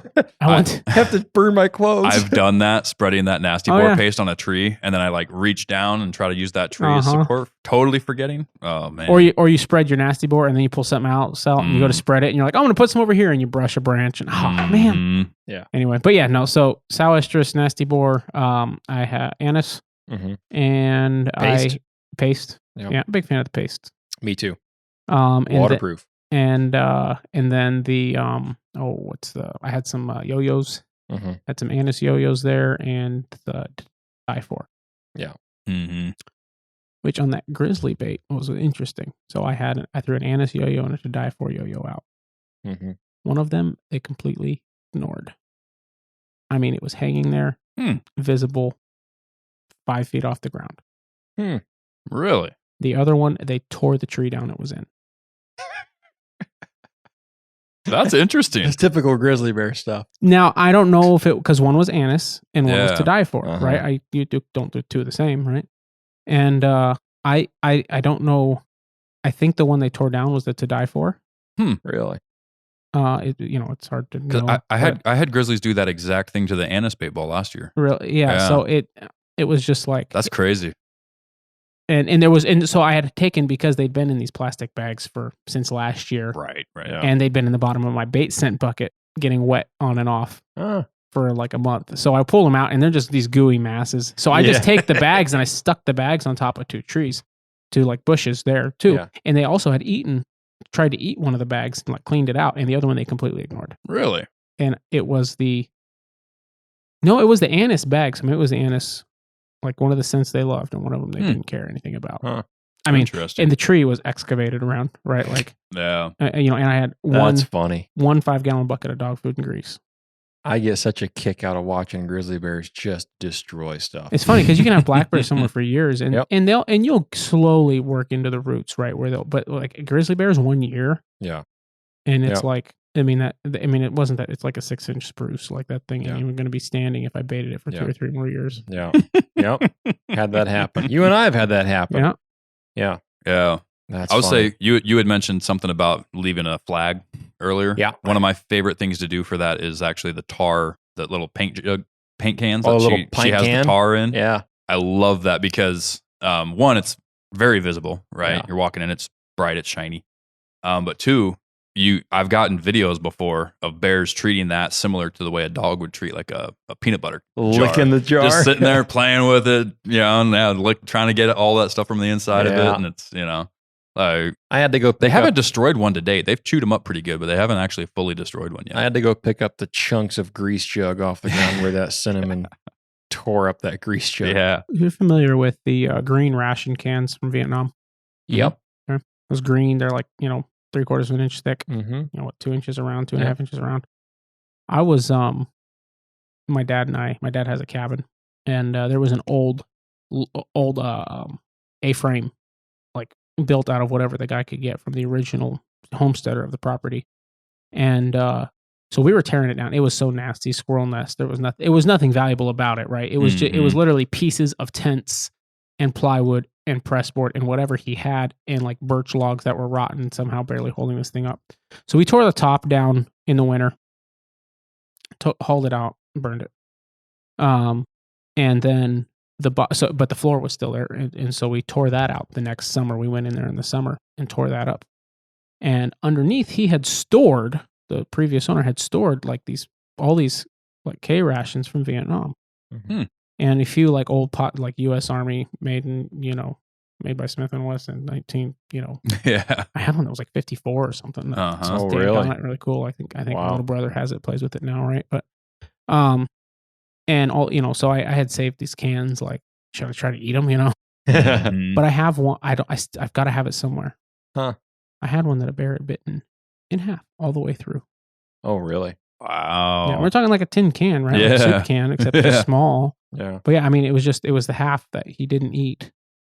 And it was peanut butter or something, right? Yeah. Like, Wow. but they've got some strength in those jaws. Wouldn't want to Oh, get they bit. do. Yeah. I mean, you look at that and you go, that had to hurt the gums a little, Oh, for Yeah. sure. Yeah. right? Like you Yeah. bite into an overcooked piece of toast and and you Mhm. feel it. Or you eat Captain Crunch too soon before the milk soaks into it. Or almost any cereal too soon, right? Yeah. Like, Grate the roof of your mouth to shreds. Yeah. I will make a quick point because people that have heard us talk have heard us talk about, leaving your bait clean, making Yeah. sure you're not leaving Yeah. trash Oh, everywhere. yeah. Leaving a flag there is one thing Yeah. because you're able to go in and you pick up all the chunks afterwards. Mhm. Like for Right, me, right. I've never had one of those cans go more than 10 yards from the barrel. Oh, it'll You know? happen. Like it's just, they clean it out right there Yeah. and then they just get bored with it or One whatever day and a they little move on to bear's going to everything walk else. in and find sure. it, and you'll never see it again. I'm sure. But to date so far, Yeah, right, right. But and same thing with those grease jugs. They'll typically chew them up right there. And you'll find it somewhere Mhm. in their vicinity. But it's something to focus on. Yeah. What we mean by messy is people leaving dog food bags Oh, and yeah, crazy yeah, amounts yeah. of other stuff. Yeah. And just especially when they go to clean up at the end of the season and they Yeah. don't actually clean up. Yeah, and there's right? chunks of paper bags and Yeah. grocery sacks and empty jars of like bait scent. Yeah, that's one not okay. item as a flag is not Yeah. litter necessarily, Right, and right. especially if Well, you right, pick it up. right. And to afterwards. me, as soon as I walk into a bait, if they have chewed up that jug, Yep. it's done. Yeah. It goes out. Well, Same- usually you same with swap that it with can. something fresh, right? Yeah. Yeah. But yeah, no, I do the same thing. I might leave a bucket or a jug, or a bucket and a jug, right? Mhm. One here, one Yeah. there. And sometimes it's just it's another thing for them to hang out with for a little bit. Yep. And bears are like they're kind of like big dogs, like you say. They like to chew on stuff and play Yeah. around with stuff. Mhm. Yeah. And I mean, it's not. This is the thing. The troopers aren't going to write you up because there's a whole bunch of garbage in the middle of bait season.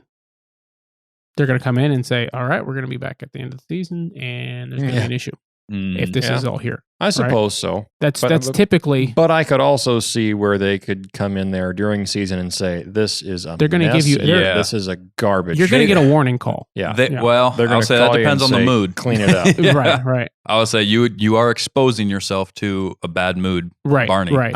I don't think that's smart. That's I think the. you should keep a I don't. clean I don't bait. believe it is either. Yeah. But You that's keep a the number clean one bait. thing I've talked to. Yeah. Troopers checking baits, and that is the number one thing they look for. Mhm. Yeah. Well, two things. One is distance, and the second is the mess at the bait. Yep. Yeah. Yep. And it's always good to just keep a clean bait Mhm. site, because if somebody else does happen to get out to your bait site and they Mhm. bump into your spot and they see your name on the bait permit Mhm. and then Yeah. they see your site, that's an example. Yep. Good, bad, or indifferent. That ends up on Facebook. Yep. Yeah. That ends up going to the troopers and going on Facebook and to all their friends. And all the anti-hunters. all to everybody. Well, even if it's just within the hunting community, you just make yourself and the rest of us look like idiots, especially if they're not a bear baiter. They're like, look at these guys. They're just pigs. They're just leaving trash in the woods for the bears to come eat.